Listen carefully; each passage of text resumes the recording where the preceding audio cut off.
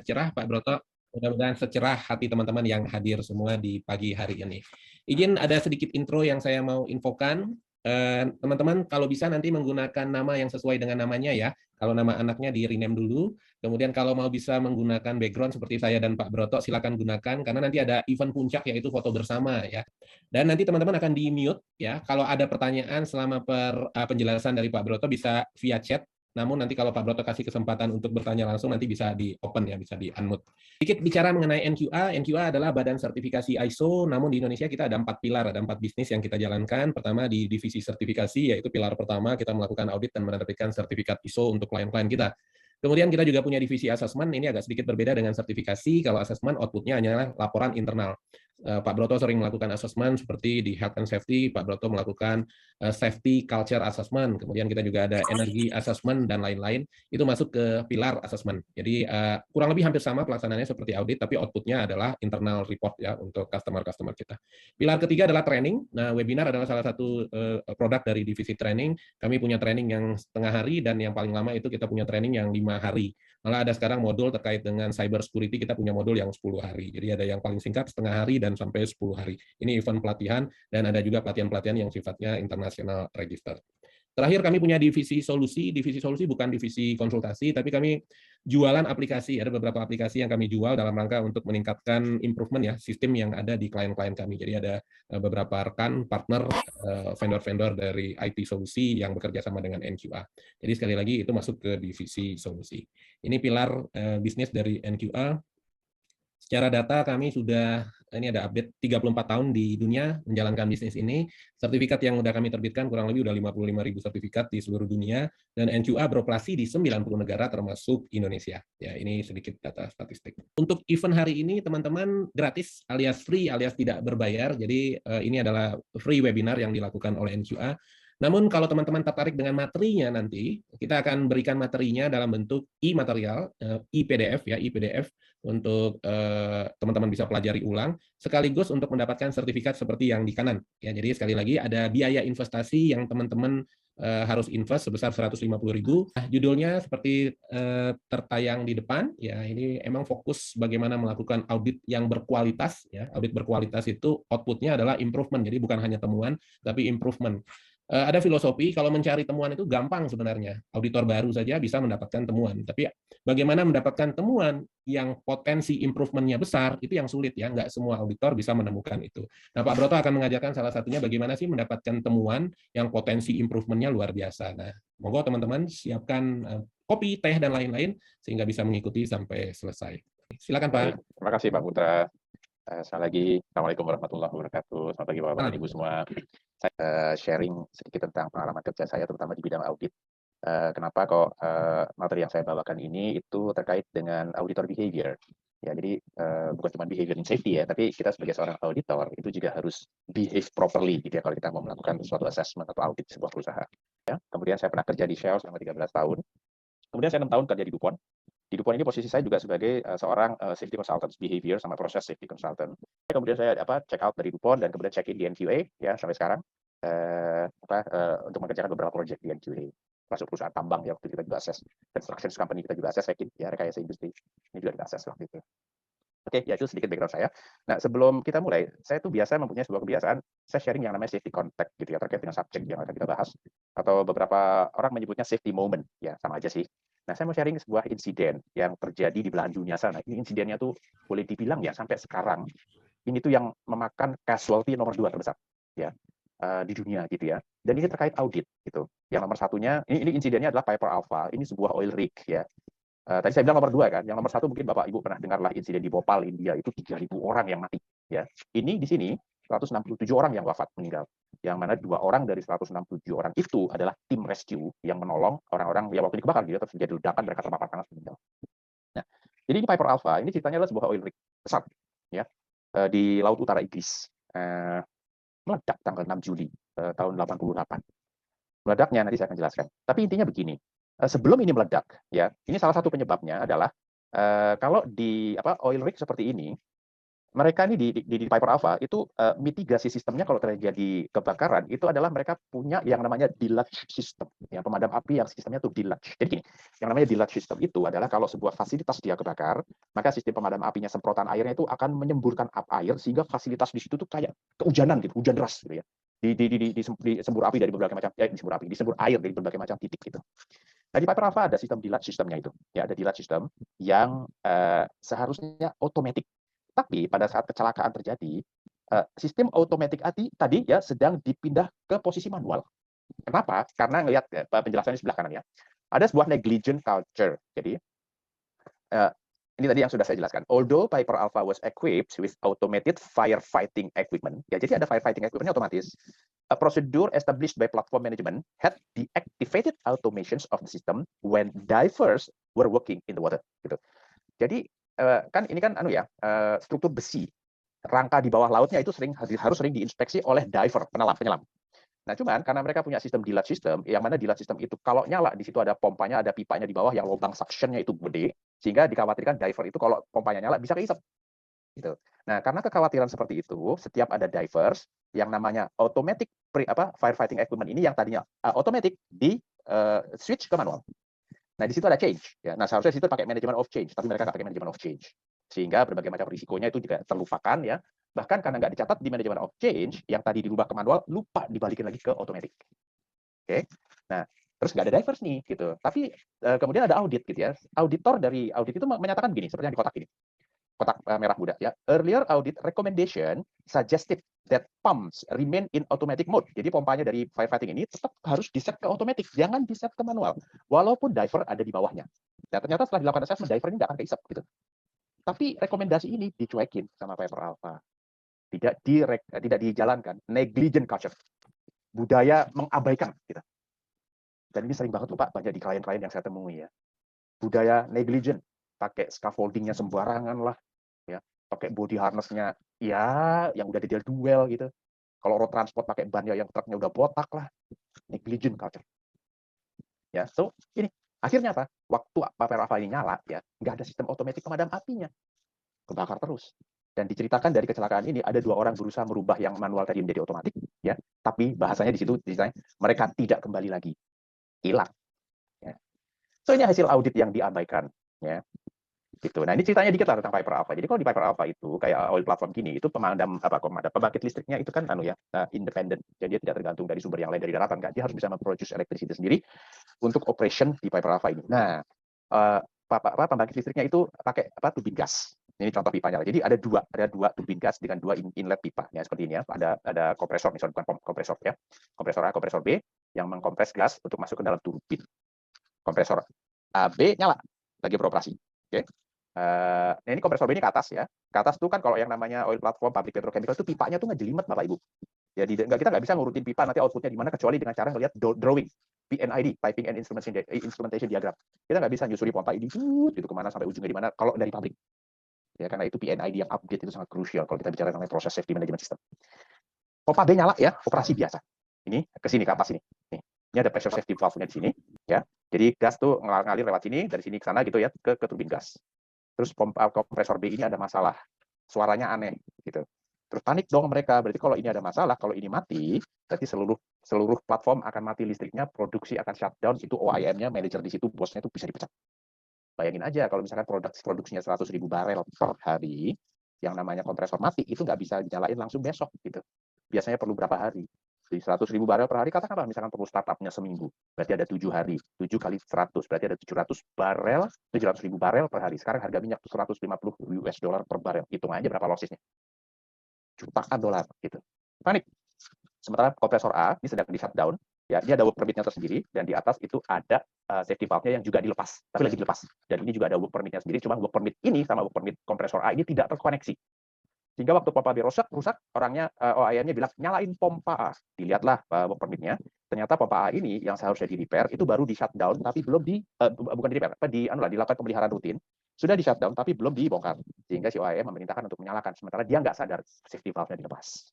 Masuklah gas ke sini, keluar di sini ini terputus kan. Karena safety valve dilepas, gasnya kemana-mana timbullah ledakan seperti yang digambar tadi. Nah, kalau kita berbicara dengan audit framework audit manapun, ya, coba deh Bapak lihat deh, itu pasti ada elemen auditnya. SHE Management System framework SHE Management System, framework SHE Management System manapun itu pasti ada elemen auditnya. Ini yang sebelah kiri itu atas nih saya ambil dari materi NIBOSH yang pernah saya ikuti ya, ada auditnya. Yang bawah ini itu adalah proses safety management system frameworknya OSHA, ada elemen auditnya, compliance audit. Yang sebelah kanan atas ini adalah frameworknya Shell, ya. Ini mirip-mirip lah, ini sama ini karena ini kan dua-duanya dari UK ya, so mirip-mirip ya. Ada elemen auditnya. Yang bawah kanan ini itu adalah daftar isi contoh sampling dari frameworknya DuPont tentang proses safety, ada auditnya. So semua yang namanya SHE Management System Elements itu pasti ada elemen auditnya. Saya lupa ya SMK 3 ada nggak? Kayaknya sih ada juga. Kalau OSHA pasti ada. Ya OSHA 1 sekarang ISO 45000 ya, itu ada elemen auditnya gitu. Nah kalau kita bicara yang namanya sistem manajemen sistem, safety management system ini tadi, itu adalah suatu program dan kontrol ya pada sebuah organisasi untuk mengelola operasi. Perhatikan ya Bapak Ibu, di sini definisinya yang namanya SHE Management System itu bukan hanya mengelola safety, tapi pada prinsipnya adalah mengelola operasi pabrik. Gitu. Karena itu, kalau kita berbicara SHE Management System ini, untuk bisa mengelola pabrik supaya mengelola pabrik dengan baik ya, itu perlu kolaborasi. Yang namanya SHE Management System ini nggak bisa kalau implementasinya cuma dibebankan kepada orang-orang safety. Nggak bisa. Karena ini safety management system itu adalah operation, dan untuk supaya operation itu bisa berjalan harus terlibat orang operasi, orang maintenance, human capital, orang finance, orang legal, semua departemen terlibat. Gitu. Jadi nggak bisa kalau nanti kan sering ya, mungkin Bapak Ibu sering dengar safety, orang safety. Bahkan sampai tegel retak aja saya pernah punya klien ngeluh orang safety. Pak, di sini tegel pecah aja itu orang safety loh Pak. Masa sih Pak? Gitu. Oil company loh Pak. Gitu ya. Nggak bisa begitu. Safety itu operation.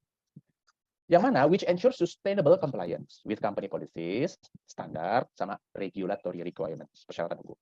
Nah, ini kalau kita bicara safety management system. Nah, safety management system ini tujuannya adalah untuk to make sure bahwa everyone safe. Kalau digambarkan dengan Swiss cheese model, kan kalau di sebuah pabrik ya, sebuah area operations gitu, itu kan ada potensi bahaya, ada hazard. Hazard ini misalkan bekerja di ketinggian. Hazard bekerja di ketinggian itu akan dapat menyebabkan suatu konsekuensi, yaitu orang jatuh meninggal, kalau proses pekerjaannya tidak dikontrol dengan barrier yang baik. Barriernya ada macam-macam. Ya, kita nggak akan bahas di sini lah, gitu. Karena ini materinya udah masuk ke dalam hazard analysis, risk assessment. Ya. Nah, berbagai macam kontrol mitigasi yang ada atau barrier itu tadi, itu nggak boleh bolong semua. Nggak boleh kayak Swiss cheese, kayak keju Swiss ini. Keju Swiss itu kan kayak Tom and Jerry gitu ya. Mungkin kalau Bapak ngeliat itu begitu dipotong itu ada bolong-bolongannya gitu kan. Ya, terus nanti Tom and Jerry-nya kejar-kejaran gitu.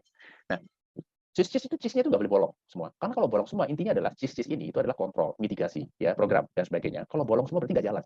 Kalau nggak jalan namanya hazard, ini akan nembus menjadi konsekuensi. Nah itu gunanya audit, ngelihat mana nih yang bolong. Gitu. Nah lalu bikin rekomendasi supaya bolongnya ditutup. Ya, gitu. Itu konsepnya. Audit bahasa asalnya itu dari bahasa Latin, audire. Nggak tahu ya mengucapkannya benar atau nggak ya, pronunciation-nya benar nggak audire gitu. Artinya listening. Ya mungkin Bapak Ibu sudah kalau sudah ikut training kalau salah sebagainya mesti tahu ya, ISO. Artinya itu listening, ya mendengerin gitu. Ya bukan ngomong, bukan nge-push, enggak, mendengerin, menjadi pendengar yang baik. Lakukan dengan benar ya dalam melakukan audit. Semangatnya benar ya, semangat untuk melakukan auditnya baik itu si auditor maupun si auditi ya. Si auditi juga harus open walaupun deg-degan gitu ya, di audit ada teman apa nih gitu kan. Si auditor juga deg-degan. Apa nih yang bisa saya lihat nih gitu. Jadi auditor jangan dibilang enak loh. Saya pernah ya melakukan sebuah audit di pabrik di Surabaya. Bosnya orang Thailand, plant manajernya orang Thailand. Dia bilang gini di awal sama saya. Broto, I want you to find something big gitu. Gitu kan. Broto, saya pengen kamu menemukan sesuatu yang besar di sini gitu. Kayaknya dia ada sesuatu yang gitu, ganjel gitu ya. Dia bilang gitu sama saya. Oh, oke gitu. Ya udah, akhirnya saya lakukan sesuatu tapi saya tetap being fair gitu ya. Dan akhirnya at the end begitu saya tunjukin dia juga kayak geleng-geleng kepala. Ternyata ada masalah ya Broto di tempat saya gitu. Ya oke, itulah. Ya, jadi auditor tuh nggak gampang. Ya, dan jadi auditi itu mungkin relatif lebih mudah, tapi kalau ada findingnya yang high, waduh itu isu besar. Saya juga pernah jadi auditi Pak waktu saya di Shell gitu ya, dan saya sudah siap untuk defense kalau ada temuan gitu. Tapi begitu ada temuan saya nggak bisa defense karena itu faktual di lapangan. Ya udah akhirnya kita bilang, oke fine, I admit this is our fault. Kita akan buat perbaikan besok. Gitu.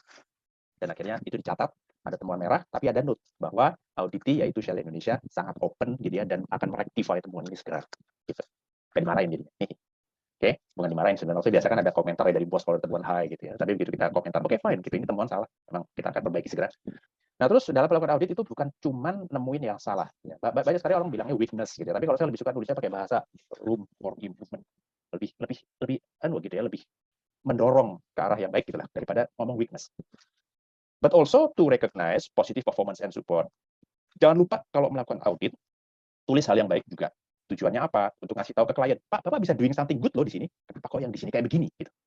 Ya, jadi bisa untuk mendorong. Ayo Pak, yang room for improvement ini perbaiki seperti Bapak sudah melakukan positif aspek di area ini. Ya, jadi tulis ya positif ya hal yang perlu hal yang berjalan baik ya sama hal-hal yang perlu diperbaiki. Nah, dari situ nanti baru bikin recommendation apa. Dan audit itu bukan investigasi ya, apalagi interogasi. Pertanyaannya, cara ngomongnya itu beda ya dibandingkan dengan investigasi atau interogasi. Gitu. Kemudian salah satu hal yang penting juga dari audit itu adalah mendapatkan support dari manajemen setempat ya. Nah, untuk mendapatkan support ini caranya ada banyak. Sebelum audit sudah ada communication kepada mereka. Lalu nanti pas mulai audit itu harus ada opening sessionnya ya. Dan biasanya kalau saya minta pada saat opening session sama close session, saya selalu minta gitu top manajemennya, presidirnya atau plan manajernya hadir. Ya, kalau nggak bisa, nanti suatu saat kita harus minta waktu ketemu mereka. Ya, harus dapat support dari mereka. Apa sih audit itu? Ini adalah verification. Ya, verifications dari existence and use of sistem yang adequate. Apakah sistemnya itu adequate, cukup ya? Apakah orang-orangnya kompeten? Apakah dilaksanakan secara konsisten? Dan yang penting, apakah diaplikasikan? Dokumen punya, bagus ya, tapi kertasnya masih bersih, nggak pernah dipakai misalnya gitu ya, sama aja bohong. Gitu. Jadi kalau ada audit seperti itu ya bisa jadi temuan. Gitu. Dokumennya ada, tapi implementasinya di lapangan begini. Ya. Kemudian kenapa kita perlu melakukan audit? Tujuannya adalah untuk improve compliance ya, sama improve kinerja sheet.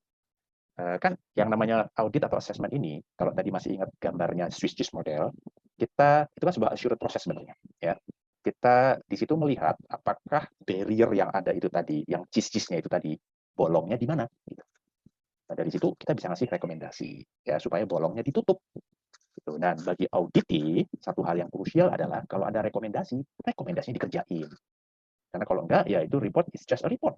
Ya, nggak akan menjadi improvement kalau itu tidak di-close, tidak diselesaikan rekomendasinya. Dan kemudian si audit itu juga suatu ajang gitu ya untuk share sama leverage information. Sebagai auditor kan kita juga pasti punya best practice yang mungkin di tempat yang lain. Nah, kalau misalkan ada sebuah temuan di suatu tempat, kita bisa diskusi sama mereka. Ya.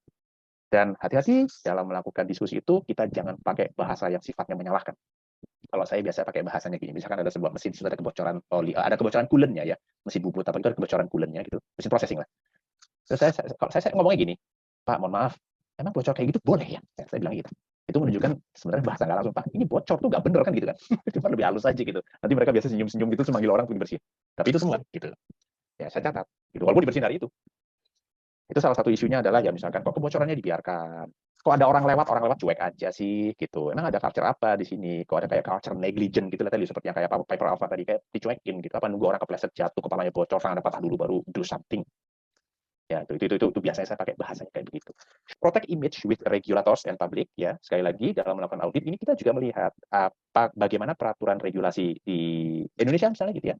Terus bagaimana standar safety atau standar engineering di perusahaan itu. Kemudian kita bandingkan dengan implementasi di lapangan. Kalau misalkan ada yang masalah, ya itu kita catat. Gitu. Misalkan aja tentang paparan deh, paparan suara, cahaya gitu ya, tingkat paparan.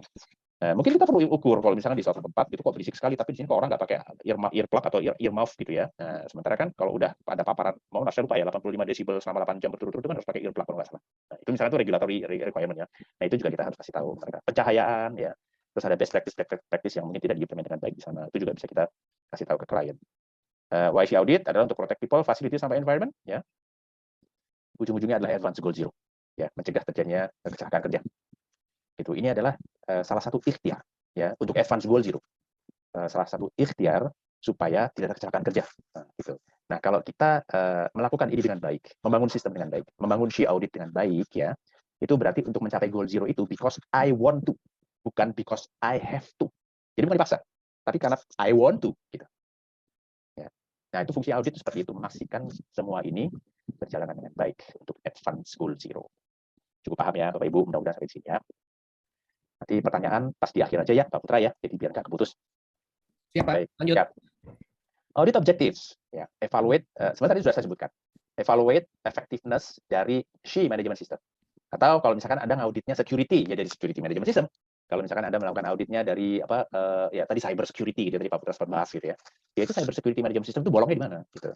Kemudian program sama aktivitasnya apa untuk bisa mengimplementasikan manajemen sistem itu dengan baik. Kita evaluasi itu semua. Ya. Si manajemen sistemnya pakai framework apa sih gitu. Apakah frameworknya itu semua sudah dijalankan dengan baik atau belum? Karena kalau sudah tertulis dalam sebuah framework, dalam sebuah pedoman, dalam sebuah prosedur atau dalam sebuah protokol di perusahaan itu ya yang kita audit, itu menjadi sebuah kewajiban. ya. Itu jadi sebuah kewajiban yang harus diikuti gitu. Nah, kalau itu nggak diikuti, buat apa bikin kayak gitu? Ya, gitu. Jadi itu kan bagian dari kan administrasi kontrol kan, kalau kita lihat barrier of control ya, hierarchy of control. Dan kemudian si objektif itu juga untuk mengecek kepatuhan terhadap persyaratan regulatori sama persyaratan perusahaan.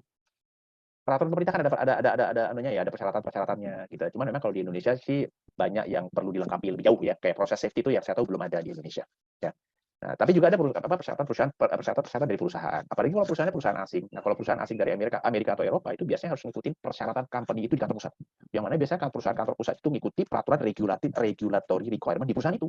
Kalau dia dari Amerika, dia harus ngikutin OSHA. Kalau dia dari Inggris, dia harus ngikuti ya standar Inggris gitu. Termasuk implementasinya kalau di Indonesia. Ya, jadi harus diikuti. Nah, itu diaudit. Mana nih yang bolong, mana nih yang bagus gitu. Identify strengths ya, audit itu juga identify strengths, best practice ya. Tadi saya juga sudah utarakan di atas. Itu untuk mendorong mereka bahwa mereka tuh kita kasih tahu Pak bahwa bisa lo kayak begini bagus. Tapi kenapa kok di sini kayak begini? Gitu loh. Ya. Jadi mereka akan oh iya ya gitulah ya. Kemudian identify room for improvement atau defisiensi dan kemudian memberikan rekomendasi. Nanti bahasa-bahasa rekomendasi juga saya kasih contoh di belakang Pak, Bapak Ibu ya. Kalau bikin rekomendasi itu bahasanya tuh jangan mengawang-awang. Bahasanya tulis yang applicable, jelas. Maksudnya yang mana gitu temuannya. Sama rekomendasinya tuh bagaimana.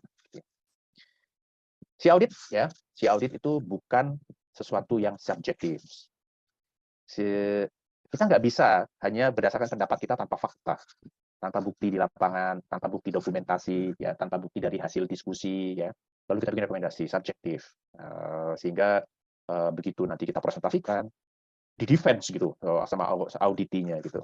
Dan ya hati-hati aja sih kalau kita sampai di defense kayak gitu, itu kredibilitas kita juga bisa turun, apalagi kalau kita tidak bisa mendefense rekomendasi kita atau temuan kita berdasarkan fakta.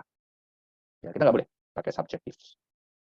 Judgmental ya, itu juga dilarang tuh. Judgmental itu kayak nuduh gitu. Ya, menuduh, dan menuduh itu juga tanpa bukti. Si audit itu bukan cuma kunjungan ke lapangan saja ya. Si audit itu diawali dengan review dokumen. Diawali dengan mempelajari perusahaan tersebut, mungkin Anda bisa coba search di portal-portal internet. Ya. Anda cari di situ informasinya. Bisa dimulai juga dengan memahami proses di pabrik itu. Ya. Jadi bukan cuma on-site, ada preparation-nya. Nah, kemudian nanti pas kunjungan ke lapangan, itu bukan cuma observasi ke lapangan saja. Pada saat observasi ke lapangan, Anda juga harus bisa melihat pekerjaan di lapangan yang kira-kira menjadi isu. Lalu nanti Anda ajak diskusi orang yang ada di lapangan itu, ajak ngobrol ya, ajak ngobrol aja ya, kita nggak ngajarin ya, kita ngajak ngobrol gitu. Misalkan pakai scaffolding yang nggak benar pada saat ada di lapangan, Pak, Bapak kok pakai scaffoldingnya kayak gini, ini kan nggak boleh nih Pak, misalnya gitu ya. Jadi dia mungkin akan bilang, iya Pak, kita udah pesan nggak ada, bla bla bla bla, misalnya ya itu alasan-alasan aja lah gitu ya. Terus misalkan ada orang masuk confined space, Kak, boleh dong Pak lihat work permit-nya, work permit-nya nggak ada, oke, kok nggak ada kenapa, bukan harus pakai work permit, kita ajak diskusi di lapangan, ya. Terus juga yang namanya si audit itu juga interview, ya. Nah, kalau saya sih interviewnya selalu yang pertama saya minta interview itu top management, direktur utamanya gitu. Nah, kemudian nanti sampai ke manajemen menengah ya, kita pilih, kita ambil sampling gitu, kira-kira orang-orang ini siapa aja yang mau kita interview, dan kemudian sampai teman-teman di bawah, orang-orang operations, orang-orang lapangan. Biasanya kalau saya interview teman-teman yang di lapangan, saya nggak interview one on one. Saya minta mereka datang bertiga atau berempat, kayak focus group discussion. Jadi mereka nyaman. Ya kalau mereka nyaman, mereka berempat bertiga nyaman. Nah, itu biasanya saya open gini, Pak, nanti nama Bapak nggak akan saya tulis di report. Ini open aja, Pak, saya perlu masukkan dari bawah Bapak. Kalau ada sesuatu yang kira-kira nggak bagus atau ada yang bagus, tolong kabari saya, gitu, buat saya sampaikan ke teman itu. Biasanya saya ngomong gitu sama mereka. Udah tuh, nanti kalau udah suasana santai, mereka akan bilang, iya tuh Pak, itu kan gini Pak, ya gitu lah. Ya. So, jadi, it's salah satu trik ya dalam melakukan audit. Jadi audit itu bukan cuma on-site, ya, tapi ada ya review dokumen, ada interview, ya, dan sebagainya. So, itulah auditor ya. Itu Anda harus sebagai auditor itu harus ngumpulin data, ya, kemudian membuat data itu menjadi sesuatu rekomendasi yang komprehensif. Si audit bukan interogasi, ya, hati-hati dengan bertanya. Kadang-kadang juga pada saat saat audit ini kita juga perlu melihat posisi duduk, ya, body language, ya. Jangan sampai begitu kita audit, si auditornya, Pak, saya minta izin buat merokok dulu ya, stres tuh. Biasanya gitu. Apalagi kalau auditornya 3 orang, sementara yang diaudit 1 orang, seorang operator, ya deh, dia akan nggak nyaman, ya. Hati-hati, kita harus tahu psikologi seperti itu supaya kita dapat data informasi yang sebenarnya.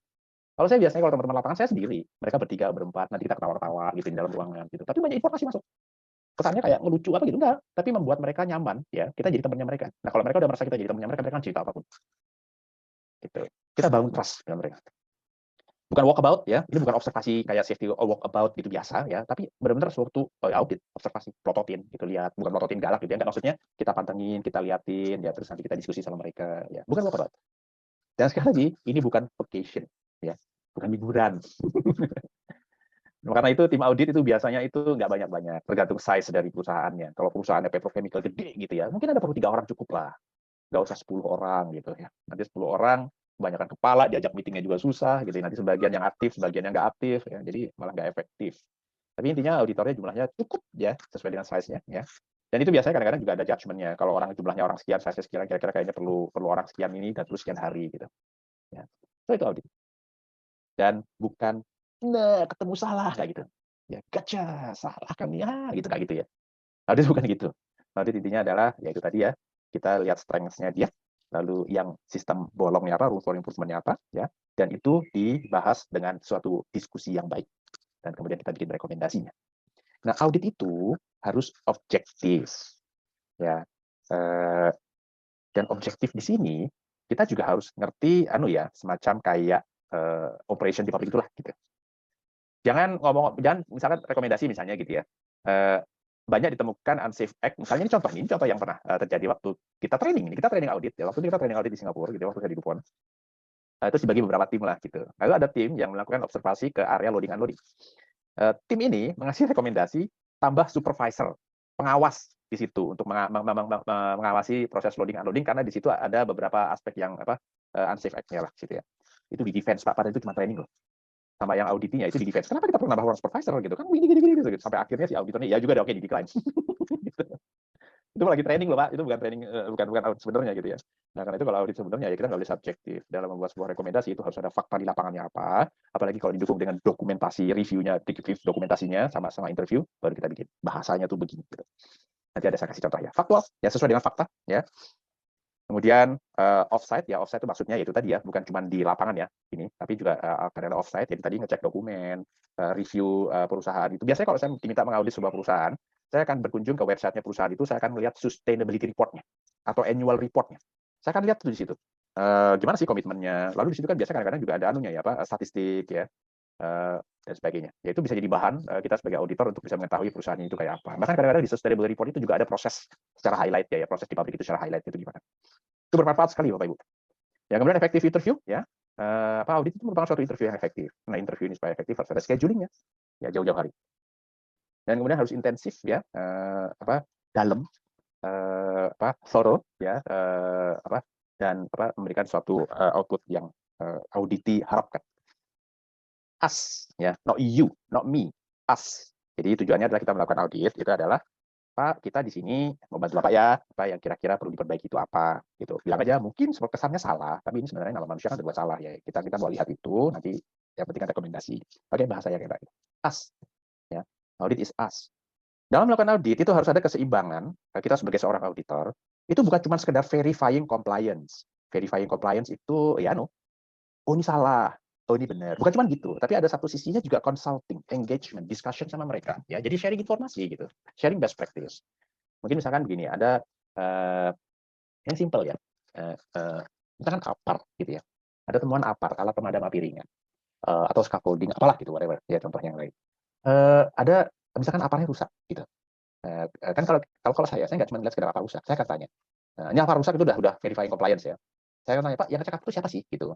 Oh, orang sih Pak, biasanya itu begitu. Saya juga nggak tahu kenapa ya, sebuah perusahaan gede gitu ya, yang punya APAR-nya ratusan sama hidrannya puluhan. Itu yang ngecek orang sih gitu. Terus saya sharing sama mereka, Pak, mohon maaf ya, ini kan di tempat Bapak, yang namanya APAR, hidran itu kan critical equipment. Ini harus jadi tanggung jawab yang punya tempat sih, kalau dulu tempat saya itu begitu. Gitu. Ini best practice ya Pak ya, saya bilang gitu.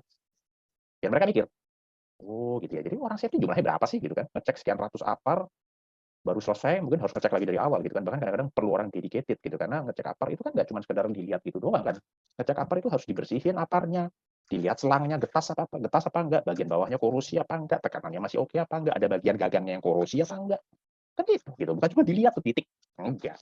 Dan itu takes time loh. Bahkan ada beberapa APAR ini simpel ya, yang mungkin karena ya itu tadi ngeceknya tuh dilakukan oleh tick manager gitu ya, oleh cuma titik-titik itu doang lihat.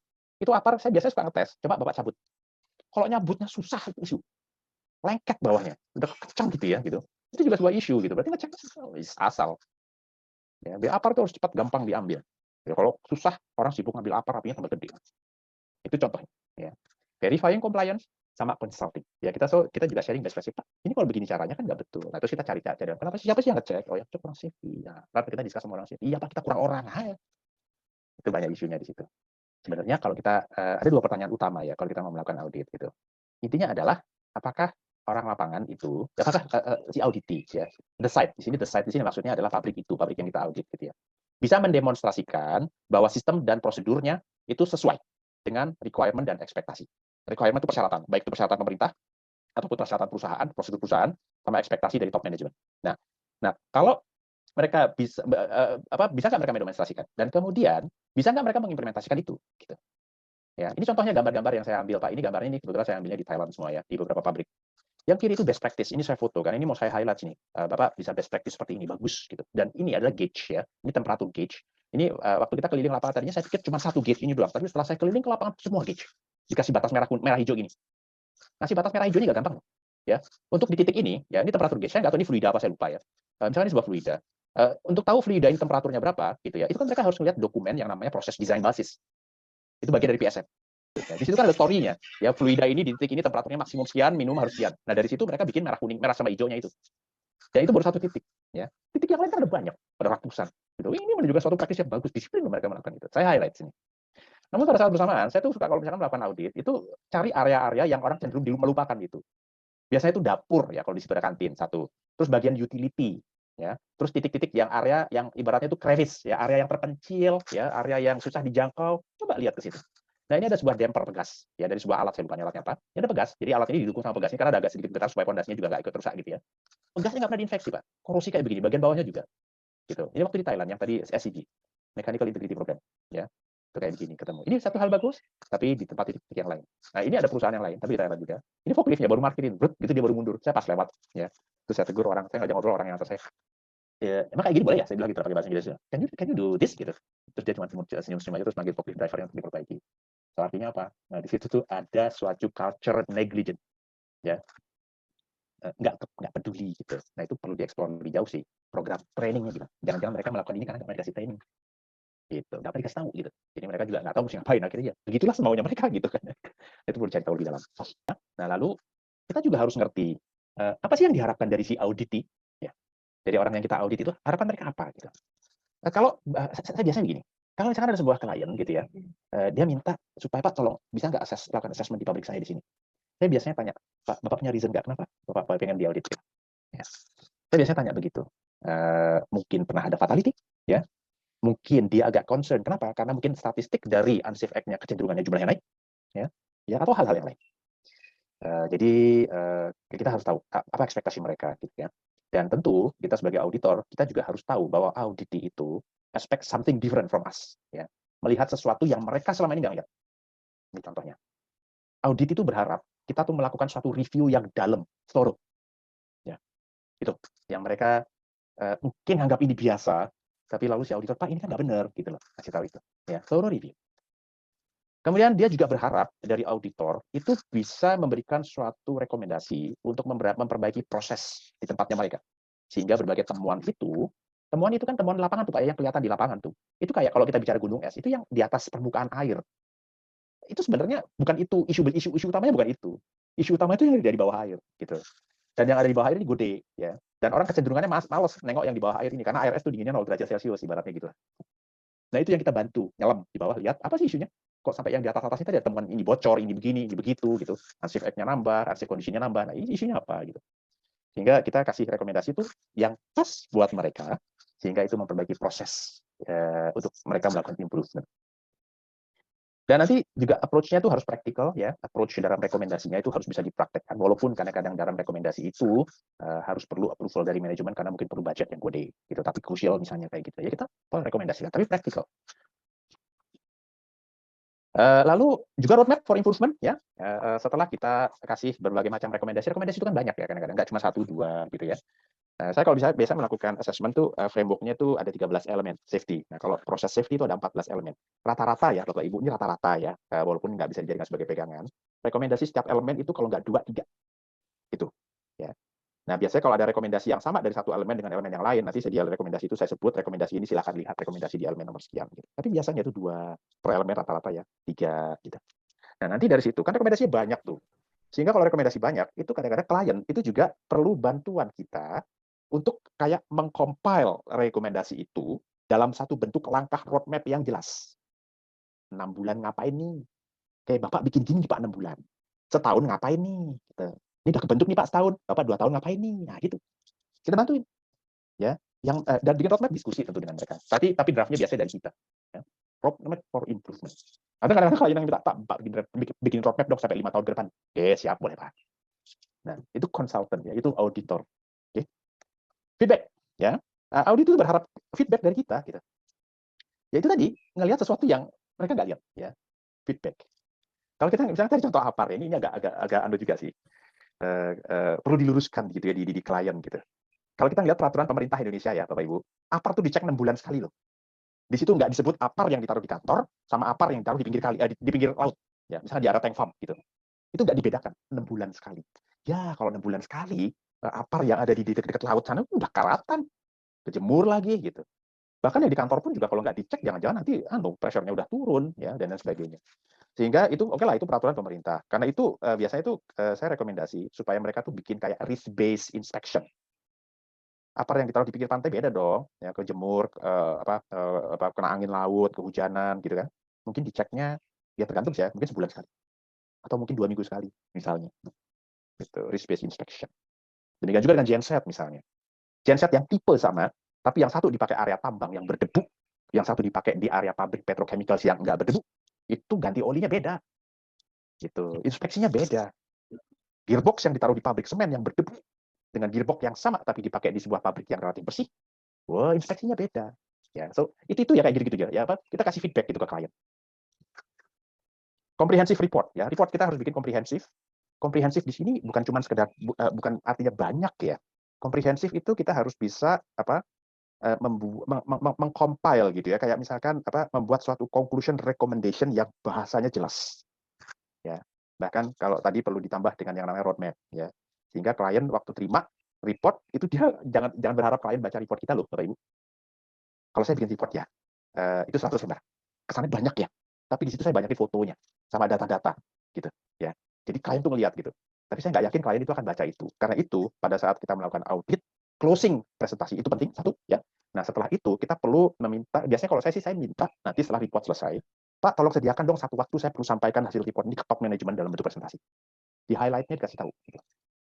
Ya, so begitu ya. Itu komprehensif reportnya. Bukan cuma sekedar reportnya ada, tapi reportnya itu disampaikan gitu. Kita nyampein gitu. Ini fase-fase audit yang efektif ya. Ini nggak kaku seperti ini. Ini contoh yang waktu itu kami lakukan di DuPont. Ya, sama di Shell juga begini. Biasanya itu ya, yang namanya misalkan gini ya, Shell Indonesia. Gitu. Itu tuh woro-woro Shell Indonesia mau diaudit itu udah 3 tahun 4 tahun sebelumnya, Pak. Karena itu sudah masuk program audit global. Ya. Sehingga begitu masuk tahunnya, gitu nanti orang regional itu akan kontak email saya sebagai safety manager. Broto, gini auditnya bla bla bla bla bla gitu. Nanti akan ada komunikasi lebih lanjut. Oke, thank you Nikos, please let me know for further update bla bla bla. Lalu nanti sudah nih ada komunikasi lead auditornya siapa. Nanti lead auditor telepon saya, ngobrol gini gimana Broto, kamu punya lokasi apa? Dia cari informasi awal bla bla bla, komunikasi. Terus Broto tolong siapkan dokumen ini bla bla bla bla bla. Oke, saya siapkan, masukin ke website, dia download ya. Dan kemudian dia memilih mau berkunjung kemana, misalkan waktu itu berkunjung ke Balikpapan. Waktu itu saya jadi auditi ya. Dan kemudian akhirnya ya udah diaudit di sana bla bla bla, lalu reportnya ada temuannya gitu yang tadi saya cerita gitu. Dan kemudian bagaimana nanti reportnya dan seterusnya. Jadi komunikasi itu jauh-jauh hari. Ya bahkan woro-woronya tadi saya bilang itu udah 3 tahun 4 tahun karena itu udah masuk dalam schedule global. Indonesia akan diaudit tahun sekian. Nah, begitu udah deket-deket, ada komunikasi itu ke email karena saya safety manajernya kan di situ. Saya focal point-nya. Saya liaison-nya di Shell Indonesia. Nah, kalau ke beberapa klien, saya sih biasanya nggak sampai 8 minggu. Ya, ini kan 8 sampai berarti ini 14 minggu. Tapi sebenarnya durasinya mirip-mirip lah. Tapi biasanya untuk persiapan sih saya perlunya sekitar 2 minggu, 3 minggu aja saya sudah cukup. Gitu. Nanti minta dokumen, kumpulin ya, review, kemudian ke lapangan, lalu bikin report, lalu sampai presentasi ke top manajemen. Ya, intinya ada 3, pre, on, sama post audit activities. Dan ini semua harus dijalani loh. Pre-audit ini penting banget sekali. Ya, penting banget. Ini kalau ini kita nggak prepare pas pada saat kita ke lapangan, nggak ada organisasi, nggak terorganize dengan baik, malah jadi blunder nanti malah. Ya, pre-audit planning penting sekali ya. What happen kalau pre-audit planning ini tidak dilakukan? Unprepared lah intinya. What happen? Intinya adalah assignment, kan ada auditor ya, ada auditor misalkan 3 orang. Itu nanti kita bagi-bagi tugas. Kamu observasi ke area insiden ini ya. Saya mau observasi ke bagian utility. Sampean operasi kemana Mas gitu. Saya mau observasi ke lab nih. Oke, boleh, fine. Bagi-bagi tugas. Saya coba observasi elemen ini ya, Anda elemen ini ya, Anda elemen ini ya. Terus nanti juga bikin reportnya gitu. Ya, ada assignment yang jelas kepada para auditor, lead auditor sama timnya. Ya, so, jadi mencegah terjadinya clustering. Nah, kalau kita tidak ada persiapan, kita tuh nggak akan tahu apa regulasi perusahaan atau regulasi di pemerintah setempat. Nah, ini saya pakai pemerintah setempat karena waktu itu global, jadi Shell sama apa DuPont kan perusahaan global ya. Nah, kalau misalkan saya melakukan audit ke Shell Korea, itu saya juga harus tahu apa regulasi di sana tuh gimana gitu. Saya pernah waktu melakukan auditor di audit Korea kan. Demikian juga waktu misalkan ada auditor dari Hong Kong gitu datang ke pabrik kita di Cikarang waktu itu, ya itu mereka juga harus learning regulasi di Indonesia itu apa, kemudian persyaratan-persyaratan dari DuPont itu apa, ya mereka harus tahu. Nah, itulah yang dicek kan. Nah, karena itu para auditor-auditor itu biasanya tuh ya orang yang udah ngerti. Biasanya mereka tuh orang dulu background-nya ada orang operations atau ada orang maintenance. Paham. Ya. No knowledge of previous audit finding. Nah, biasanya kalau kita pre-audit planning, salah satu yang kita lihat itu adalah, saya lihat dong audit sebelumnya, report audit sebelumnya. Ya. Itu kalau bagi saya itu keharusan. Bukannya kita pengen ngecek nanti bikin rekomendasi yang sama. Enggak. Kita pengen ngecek rekomendasi mana sih yang nggak di follow up. Jangan sampai ada pertemuan berulang. Pertemuan berulang itu termasuk high finding. Ya. Kita cek juga bagaimana mereka melakukan proses untuk bisa menyelesaikan anunya ya, temuan-temuan dari audit sebelumnya itu. Oke. Bahkan dengan audit finding sebelumnya ini kita juga bisa fokus ke beberapa titik yang mau kita audit lah kalau kita lihat dari reportnya itu tadi. Nah, kalau kita tidak prepare audit di awal, itu akan menyebabkan lack of detail agenda ya, sehingga menyebabkan kebingungan. Agenda sudah kita kasih tahu ke mereka biasanya 2 minggu sebelumnya, karena mereka tuh juga perlu mengatur untuk misalkan kalau interview sama top management gitu ya. Top management itu kan waktunya kan mereka sangat sangat sibuk lah gitu ya. Sehingga perlu di-prepare jauh-jauh hari gitu. Nah, itu kita siapkan ya. Nah, lack of detail agenda ini beberapa klien ya itu fleksibel agendanya. Sehingga mereka udah bilang juga, Pak, ini nanti bisa fleksibel ya Pak ya. Oke, fleksibel aja gitu. Tapi ada beberapa klien yang firm ya dengan agenda yang sudah di-submit. Saya punya pengalaman waktu saya melakukan assessment sebuah perusahaan Jepang di Vietnam. Ya. Perusahaan Jepang ini punya operasinya di Vietnam. Kita udah bikin detail agenda ya dan dijalankan di sana dengan baik gitu sesuai dengan detail agenda itu. Cuman seingat saya 3 hari assessment ya. Cuman at the end di hari kedua malam gitu ya kita diskusi antara auditor. Kita kayaknya udah dapat bayangan ini kira-kira bikin rekomendasinya apa, data-datanya udah cukup. Sehingga kita memutuskan besok ya untuk melakukan closingnya itu jam 2 siang. Padahal sebelumnya dari detail agenda itu closingnya adalah jam 4 sore ya. Itu besoknya begitu kita sampaikan ke liaison-nya di sana, itu cemberut loh. Wah, sekarang kita baru tahu ternyata merubah jadwal orang Jepang itu nggak segampang itu. Mereka manuver, ya kebetulan perusahaan itu ya, ada perusahaan Jepang yang juga agak fleksibel gitu. Akhirnya ya kita ngikutin seperti jadwal awal, karena merubah schedule nggak mudah. Apalagi top management, plan manager gitu ya, susah sekali. Nah, saya sambil nyeruput-nyeruput dikit. Ya, so, buat detail agenda. Karena kalau nggak itu akan menyebabkan confusion. Ya, sekali lagi juga kalau mau merubah agenda, ya biasa itu dari permintaan klien, atau kalau kita mau merubah ya kita propose lah dengan cara yang baik. Tapi lack of detail agenda itu harus disiapkan di awal-awal. Biasanya saya kirim 2 minggu sebelumnya, Pak. Dan karena itu sebelum kirim detail agenda itu yang saya minta adalah struktur organisasi. Nanti dari orang maintenance siapa nih yang mau saya interview? Dari orang production siapa nih yang mau saya interview? Misalkan dari orang production saya mau interview departemen yang high risk. Gitu ya. Lalu dari orang maintenance saya mau interview yang mana? Lalu nanti human capital saya mau interview yang mana? Orang finance siapa yang mau saya interview? So, ya jadi ditentukan dalam bentuk sebuah detail agenda. Ada beberapa hal yang dilakukan sebelum audit activity ke lapangan dilakukan ya. Bahkan sebelum sebelum audit aktivitas termasuk review dokumen dilakukan. Pertama bentuk timnya dulu ya. Timnya harus jelas. Tim ini terdiri dari tim leader, anggota tim, dan biasanya ada member lain yang bukan tim leader ataupun anggota tim, biasanya adalah observer. Nah, observer ini adalah biasanya orang yang akan digadang-gadang menjadi auditor. Jadi dia kayak dilatih dulu gitu ya. Nah, walaupun ada observer, walaupun bahasanya observer, tapi si observer ini bukan cuma ngeliatin.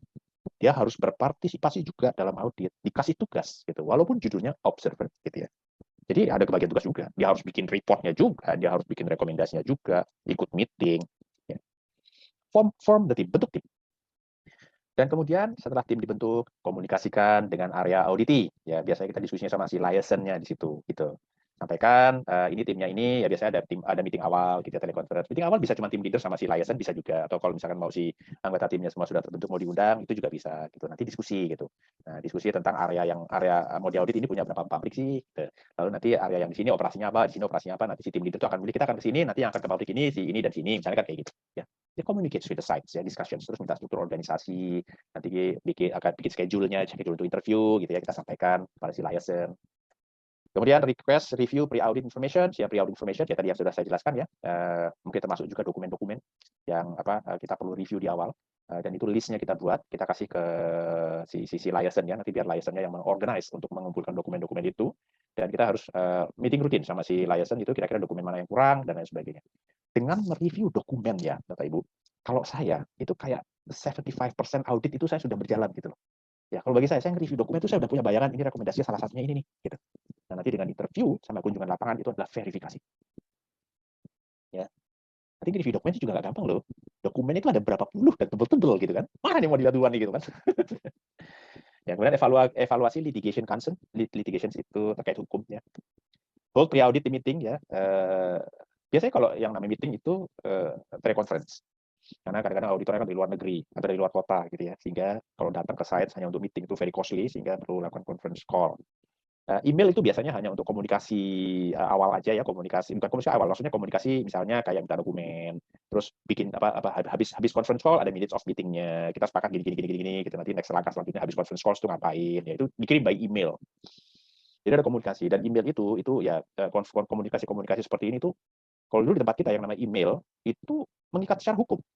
Ya, jadi kalau ada email conversation seperti ini, kita simpan dan kita benar-benar jalankan gitu. Buat agenda ya, schedule jadwal. Kemudian finalisasi logistik sama administratif detail. Booking hotelnya gimana, transportasinya di sana gimana, apalagi kalau pabriknya gede. Kadang-kadang masuk ke pabrik itu harus pakai mobil, nggak boleh sembarangan mobil. Mobilnya harus platnya sudah terregister di pabrik, work permit-nya gimana, izin fotonya gimana, bla bla bla bla bla. Ya, itu harus dijelaskan di awal dulu ya. Kadang-kadang gini Pak, untuk hotel ya, kalau dulu di tempat saya waktu kayak di Shell sama di Dupont itu, misalkan ada auditor mau datang ke Indonesia, mereka nggak boleh loh booking hotel sendiri. Ya, booking hotelnya harus dari kita, karena kita punya list of approved hotel yang sudah kita akses, yang sudah kita audit. Tapi yang bayar mereka, gitu ya. Kita cuma booking doang, gitu. Nanti kendaraan, itu juga masuk budget audit biasanya kalau dulu tempat kita, nggak dijemput, kecuali kalau masuk lapangan, gitu ya. Itu baru nanti disediakan kendaraan dari kita. Tapi biasanya nanti mereka transport dari hotel ke sini, gitu. Mungkin kita arrange, tapi mereka yang bayar. Gitu. Tapi it depends ya. Mungkin kalau di tempat lain yang bayar adalah si auditi, ya mungkin itu bagian dari program seperti itu. Ya, bisa juga nggak masalah, asal di agree aja, jadi nggak create confusion. Oke, finance logistik sama administratif detail ya, termasuk coverall APD yang mesti dipakai itu apa ya. Kadang-kadang beberapa klien itu mereka menyediakan coverall, karena coverall untuk tamu itu warnanya beda. Kadang-kadang mereka menyediakan helm ya, karena helm untuk tamu itu warnanya berbeda. Safety shoes juga kadang-kadang mereka menyediakan, cuman kalau safety shoes itu kan umum, biasanya kalau saya bahas sendiri. Oke, ya. Itu jadi pre-audit activity itu penting sekali. Disiapkan semuanya. Obtain what you can ahead of time. Dengan mendapatkan dokumen review di awal, itu lebih enak Bapak Ibu, kita jadi punya waktu untuk mereview, ya, ngeliatin kira-kira mana yang salah, mana yang bagus, lalu kita catat apa yang mau kita verify di lapangan. Many auditable requirements are found in the documents. Karena itu seperti yang saya utarakan tadi, kalau kita mereview dokumennya dengan baik, itu ibaratnya 75% audit itu sudah kita jalankan. Nanti pas interview sama ke lapangan itu cuma verify, and verify. Don't get overwhelmed, ya. Biasanya kalau dokumennya banyak, itu, waduh, mana nih, mulai dari mana dulu gitu. Ya. Mulai dengan strategic documents. Misalnya ya, kalau saya itu selalu mulainya itu biasanya itu dari dashboard safety yang dipresentasikan kepada direktur utama. Saya biasanya ngelihat dari situ. Ya, ternyata 2 tahun lalu pernah terjadi insiden fatality misalnya, gitu ya, dari dashboardnya. Nanti dari situ saya akan ke dalam tuh, gitu. Atau misalkan hal yang lain lagi yang Bapak-Bapak bisa melihat itu incident report, ya. Itu juga bisa. Gimana kualitasnya? Siapa yang melakukan investigations? Nanti Bapak Ibu bisa cek lagi bagaimana sih rekomendasinya dimonitor sama di follow up ya. Itu jadi catatan kita tuh ya. Nanti yang akan kita verify ke lapangan lebih jauh. Misalkan juga saya juga suka ngecek tuh yang saya senang cek tuh dokumen work permit sama job safety analysis ya. Tuh, kualitasnya gimana? Bagus nggak? Apakah cuma sekedar ada selembar 2 lembar? Saya pernah melihat suatu aktivitas ya di sebuah pabrik besar yang ada heavy lifting, besi-besi gede itu diangkat pakai forklift, terus ada crane-nya juga gitu ya. Ada overhead crane-nya. Saya ngobrol sama orang safety supervisor di situ. Mas ada JSA-nya nggak gitu? Ada Pak. Itu tunjukin JSA-nya. 3 lembar, 4 lembar. Saya nggak buka. Saya cuma tanya gini aja. Mas coba tunjukin di JSA tentang forklift. Padahal itu pakai forklift kan, ya. Terus dia sampai bingung gitu. Emang perlu ditulis apa ya? Lah kan sampai pakai forklift, masa nggak ditulis? Gitu JSA saya bilang gitu sambil ketawa-ketawa gitu. Oh gitu ya Pak, gitu ya udah. Finding. Ya terus saya pendalam lagi siapa sih yang bikin JSA? Kenapa kok JSA-nya cuma segitu? Padahal sini ada aspek-aspek yang lain yang belum tercover di JSA itu. Ya, nah itu kayak gitu-gitu. Ya. Ya. Ini by pengalaman kok Bapak Ibu ya. Nanti lama-lama kita akan tajam gitu ya sebagai seorang auditor. Kemudian kita perlu develop a list of requirements. Ini tadi ya saya sudah jelaskan. Kita sudah baca di dokumen. Lalu kita catat tuh gitu beberapa hal-hal yang kita pengen verify pada saat interview sama observasi ke lapangan. Dan kemudian juga sebagai seorang auditor, ya kita harus familiar dengan audit protokol. Ya, get familiar with the audit protocol. Ya, elemen-elemen apa aja sih yang mau diaudit, gitu kan? Tergantung auditnya kan. Kalau auditnya misalkan manajemen sistem secara keseluruhan, ya elemennya yang mau kita lihat itu apa. Kalau auditnya proses safety management system, misalkan pakai sistem frameworknya OSHA, berarti ada 14 elemen. Kita harus familiar dengan itu protokol-protokolnya. Atau kalau misalkan kita auditnya khusus, ya, misalkan audit Lotto, gitu. Ya kita harus tahu gitu protokol Lottonya itu kayak apa sih, gitu. Lotto itu gimana sih? Misalkan auditnya audit work permit sama JSA, gitu kan. Atau auditnya misalkan khusus spesifik tentang training, ya, atau audit khususnya spesifik misalkan tentang apa namanya management of change. Ya, kita audit management of change gitu. Khususnya kita harus tahu protokol masing-masing yang mau kita audit supaya kita bisa fokus ke situ. Atau misalkan auditnya audit listrik, ya bisa gitu ya. Tergantung auditnya mau audit yang apa. Kita kan perusahaan kan biasanya mendevelop beberapa macam audit ya yang khusus gitu. Ya itu kita harus sebagai auditor kalau kita diminta untuk melakukan audit itu ya kita harus tahu protokolnya. Kita harus tahu prosedurnya. Kita harus kalau ada checklistnya ya kita harus tahu checklistnya ya dan sebagainya. Gitu. Get familiar with them ya. Kalau perlu bawa mereka.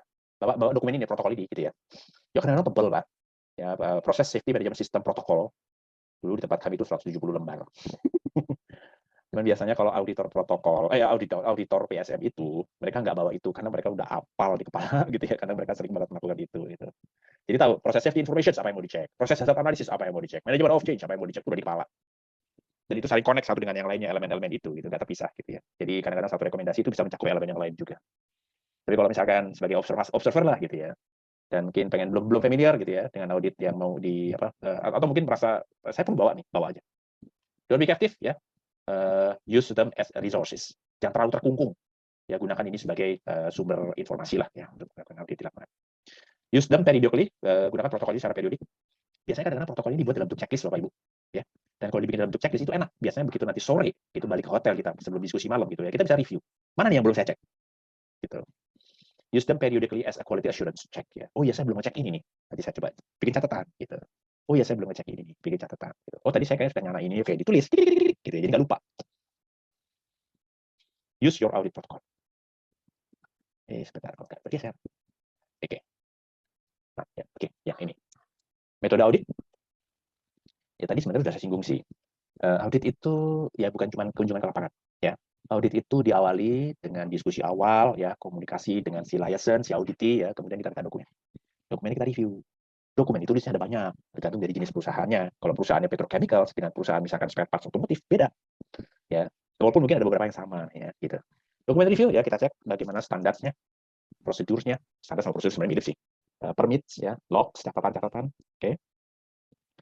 Kemudian interviews ya seperti yang saya sudah utarakan tadi, interview mulai dari top manajemen, manajemen menengah, sama teman-teman operator atau yang teman-teman di lapangan, dan juga jangan lupa interview rekan-rekan dari SI. Jadi biasanya kalau teman-teman dari SI ini keluar semua Pak, Bu ya, begini Pak masalahnya, bla bla bla bla cerita loh mereka. Nah kalau kita bisa dapat trust dengan si operator itu juga begitu gitu. Saya kadang-kadang sampai suka ngomong sama operator sambil tawa-tawa gitu, Pak, coba deh sepatu Bapak lepas, saya pengen lihat dong safety shoes-nya masih bagus nggak? Simple thing. Oh, kalau udah robek Pak, maaf di jempol, jangan gitu. Kalau di jempol nggak mungkin ada safety shoes ada besinya, ya. Misalnya di bagian bawah gitu ya udah karetnya udah rusak-rusak nggak diganti, saya foto, cekrek gitu. Ya, itu juga jadi masukan. Ya, isunya sih bukan cuma safety shoes, pasti ada isu yang lainnya ya. Kenapa kok itu nggak diganti? Entah dilaporin nggak di follow up, ya, atau ada masalah budgeting misalnya, ya, atau hal yang lain. Yang itu kita perlu juga review dan itu bisa kita masukkan ke dalam rekomendasi. Observasi inspeksi, ya, observasi fasilitas, ya, area situ, peralatan, observasi praktis-praktis pekerja di lapangan yang baik itu bagaimana? Ada pekerjaan hot work itu di dekat flammable materials gitu. Apa yang mereka lakukan supaya tidak terjadi kebakaran? Cek work permit-nya, cek CSA-nya, ajak mereka diskusi, ya, dan sebagainya. Ya, kemudian pada saat melakukan audit, hindari rumor, hearsay, atau conjecture, itu dugaan. Yang mana hearsay sama conjecture ini kemudian kita tulis di report. Ya, nggak boleh gitu. Hearsay boleh, kita dengar, Pak, dulu tuh di sini pernah begini, kita dengar. Ya, kita coba klarifikasi dan konfirmasi itu. Kalau ternyata hearsay sama conjecture itu betul, berarti itu bukan hearsay lagi. Ya, ada fakta gitu di lapangan yang menunjukkan itu dan kita yakin itu kejadian gitu ya. Misalkan yang cerita bukan cuma satu orang, ya, kemudian ada yang bisa nunjukin foto gitu, tapi pakai handphone misalnya kayak gitu, nih tuh Pak, tuh pernah tuh kayak gini gitu. Itu bukan hearsay sama conjecture lagi, tapi itu sudah ada suatu confirmation ya, itu bisa kita angkat isunya.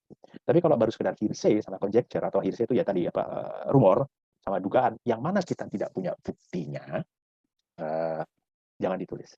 Saya pernah begini, waktu saya melakukan, ini sebenarnya investigasi ya, bukan audit, tapi mirip-mirip sih sebetulnya prosesnya. Waktu saya melakukan investigasi di Johor, di Malaysia, itu drivernya bilang, jadi drivernya itu nyupir truk guling, truk ngangkut bahan kimia guling. Si drivernya tuh bilang, katanya ada motor motong di depan dia gitu, dia kaget terus buang setirnya ke kiri, gubrak ke balik truknya. Truknya trailer 40 feet, yang gede ya, trailer yang 40 feet itu kan yang panjang, bawa bahan kimia tumpah semua. Nah, waktu saya investigasi ke sites, ya, itu saya kan apa, berjalan sejauh sekitar 100 sampai 200 meter sebelum truk itu guling gitu. Jadi ada gravel ya di sisi jalannya, yang gravel itu cukup gede. Di pinggir gravel itu ada pohon. Pohonnya pohon yang keras, pohon tinggi gitulah. Itu saya ngeliat di beberapa dahan itu ada scratch di atasnya. Setinggi trailer itu kurang lebih. Ya, sejarak sekitar 70 meter dari tempat kejadian. Dan scratch-nya masih segar, masih kelihatan hijau gitu ya. Karena kecelakaan itu hari Kamis, saya ke lapangan itu hari Jumat atau hari Sabtu gitu, saya lupa. 2 hari kemudian saya udah sampai di sana gitu ya. Terus kayaknya nih saya suspek nih driver ngantuk gitu loh. Jadi driver itu sudah masuk ke gravel 70 meter sebelum tempat. 70 meter itu saya pakai langkah sih ya kurang lebih ya. 70 meter 100 meter lah sebelum dia guling. Berarti kan dia udah masuk ke gravel sebelum dia guling gitu kan. Saya lihat track ban udah nggak ada sih, kayaknya udah hujan gitu mungkin ya. Saya suspek gitu, tapi saya confront ke driver, nggak, driver bilang nggak ada motor gitu. Terus saya minta saya konsultasi sama bos saya. Dennis, I found this bla bla bla bla bla. Tapi drivernya begini bla bla bla bla. What should I write in the report? Apa yang mesti saya tulis di report? Gitu. Saya tanya gitu ke dia.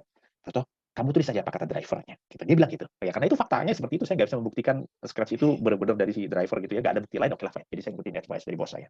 Saya tulis apa kata si driver, ada motor dari depannya. Ya, so gitu. Ya kurang lebih. Sama audit juga gitu. Ya. Ada punya dengar rumor, ada dugaan gitu. Ya, get confirmation sebelum ditulis di report. Verify, verify, verify. Ya, intinya gitu. Sehingga nanti kalau kita bikin report, kita bikin rekomendasi, itu defensible. Kita ketemu ada temuannya itu based on fakta, defensible gitu ya, bisa di defense gitu kalau misalkan si auditnya protes. Kemudian auditor knowledge ya, dia harus paham SHE policy sama SHE standards dari perusahaan itu, local regulations ya. Dia mempunyai kompetensi terkait dengan standar SHE ya.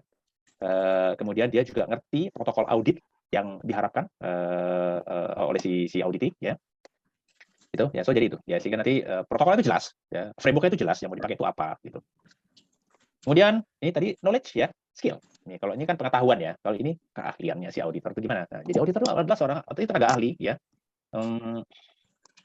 nggak bisa orang baru ikut training tanpa pengalaman gitu terus jadi audit. Biasanya kalau orang habis ikut training jadi observer dulu ya, baru nanti dia jadi auditor, dan kemudian nanti levelnya bisa naik jadi lead auditor. Auditor skill harus mempunyai skill untuk asking questions, proper questions, dan mendengarkan. Oke. Dengan bertanya dengan cara yang baik, dengan bertanya pertanyaan yang tepat. Pak, boleh tolong di mute, yang ter-unmute. Oke. Oke, nanti dengan interview yang tepat ya, dan kemudian si orang yang kita interview itu mengutarakan pendapatnya, kita akan dapat data banyak. Listening, interview, asking the right questions ya, sama listening. Nanti ada beberapa contoh pertanyaan-pertanyaannya. Kemudian auditor skills itu kita harus bisa mengobserve orang sama observe fasilitas. Ya, biasanya kalau auditor udah jago gitu ya, ada kebocoran oli, dia akan datangin tempat itu.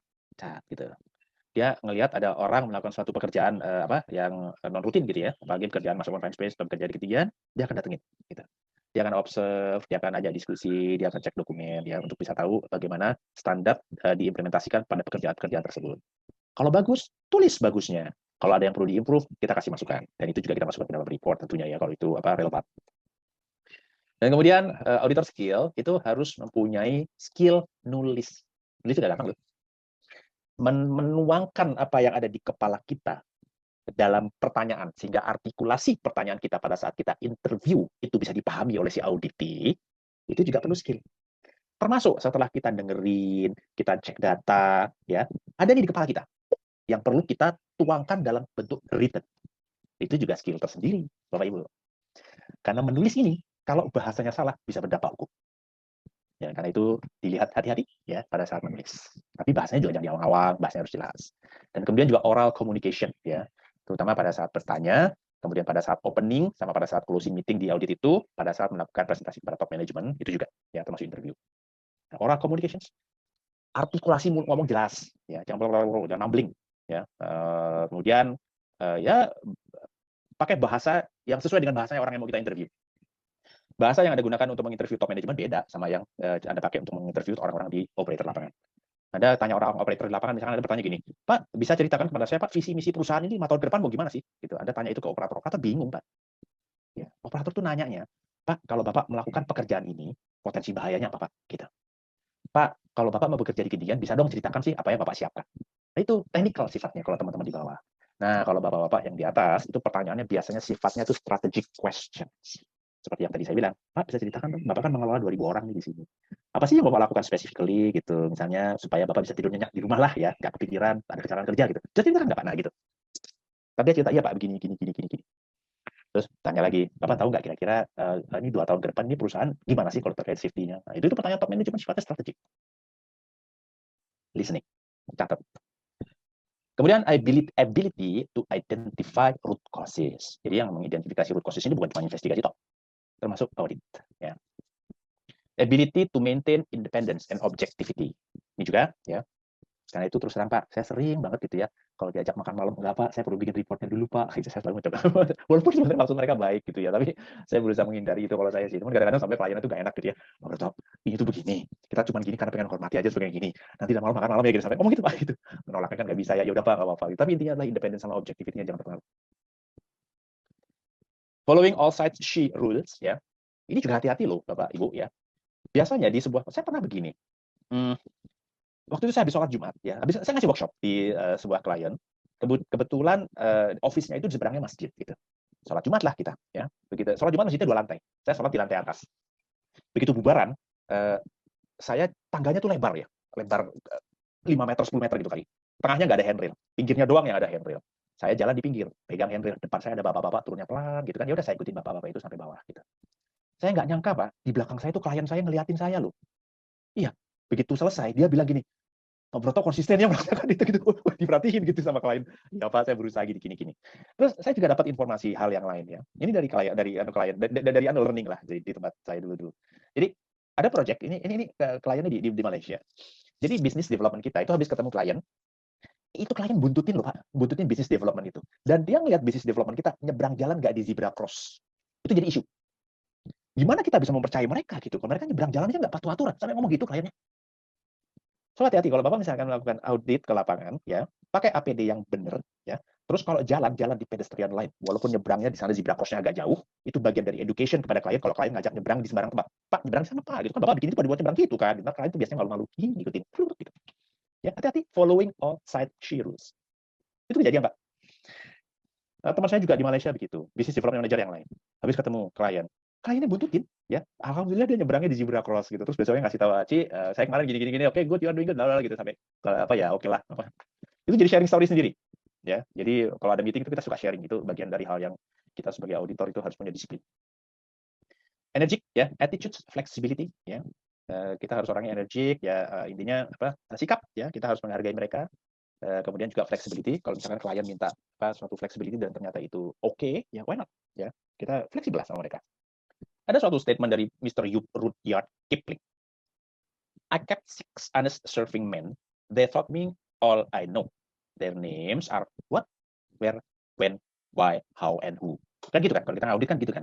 What yang kita audit, where mungkin tempatnya di mana, kapan kejadiannya, misalkan ya, isi apa, ya gitu. Terus kenapa itu terjadi, bagaimana itu terjadi, sama siapa yang kerjain itu, gitu. Ini kan bagian dari audit, ya. Kita tanya ini. Nah, tapi kalau menurut Rudyard Kipling itu ada yang ketujuh, ya, yaitu show me, gitu. Tunjukin proof-nya, ya. Ya Pak, kita kerjain, show me. Ini ada work permit-nya nggak? Ada Pak, show me. Ini di loto nggak? Ada Pak, lotonya di sono, show me. Foto, itu jadi bukti. Ya. Ada faktual. Bagaimana menginterview yang baik? Ya, ini juga sedikit saya tunjukkan kepada bapak-bapak dan ibu. Ini kalau di workshop benernya ya ada praktisnya, ya nanti juga praktis ke lapangannya bagaimana melakukan interview. Keep discussion on track.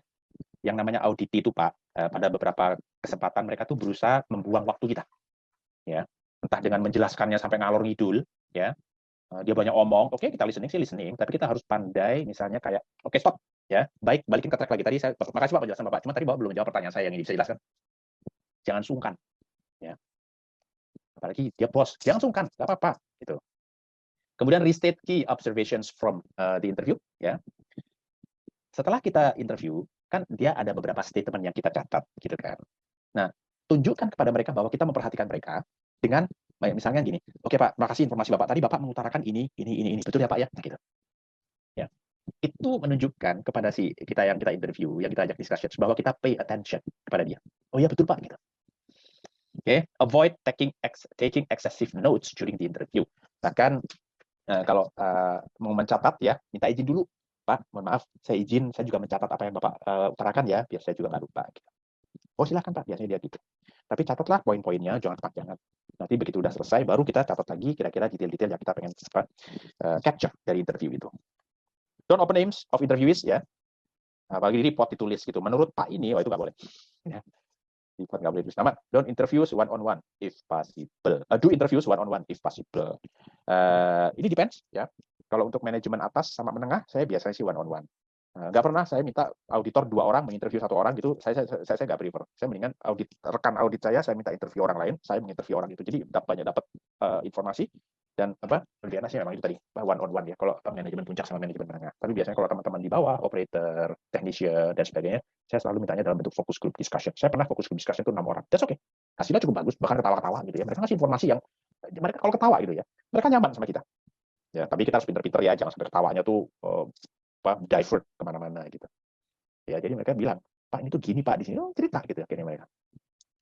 Follow up leads from interview, maksudnya adalah setelah kita interview, di situ ada sesuatu poin yang kita perlu follow up. Ya, kita catat itu, nanti kita follow up setelah interview selesai. Catat ya, interview do and don'ts ya, do, ya, smile ya, make interviewee comfortable gitu. Senyum, apa kabar Pak? Perkenalkan nama saya Broto. Maaf, ganggu waktunya sebentar. Mungkin Bapak udah tahu ya tujuan kita mau diskusi seperti ini. Mungkin saya akan tanya beberapa pertanyaan kepada Bapak. Mohon Pak dijawab kalau Bapak tahu. Kalau enggak, that's okay Pak. Bapak jawab aja nggak tahu nggak apa-apa gitu. Saya mau dicatat ya Pak ya. Gitu. Misalkan gitu. Smile. Explain why you are here and you want them to contribute by giving information. Listen to the interviewee. Ya waktu dia ngomong, dengerin.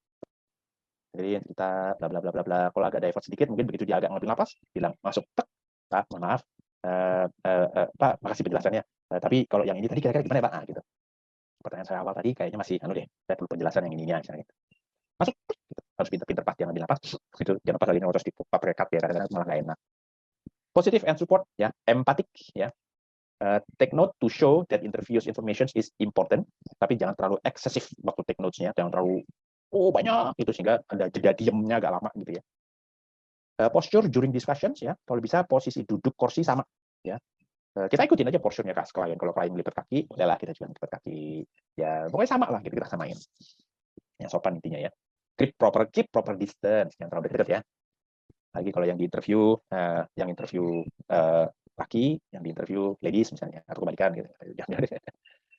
Kadang-kadang kita perlu provide silence. Kita bertanya, gitu ya. Kalau klien nggak jawab buru-buru, kita jangan buru-buru langsung mengutarakan kayak klarifikasi atau gimana gitu. Provide silence. Biar si klien mikir dulu. Kita liatin mukanya atau kita ngeliat ke buku catatan kita, nanti baru dia jawab. Provide silence. That's okay kok. Ya. Tapi kalau silence kelamaan, mungkin kita bisa ngomong, Pak maaf, kira-kira pertanyaan saya cukup jelas nggak tadi ya? Gitu.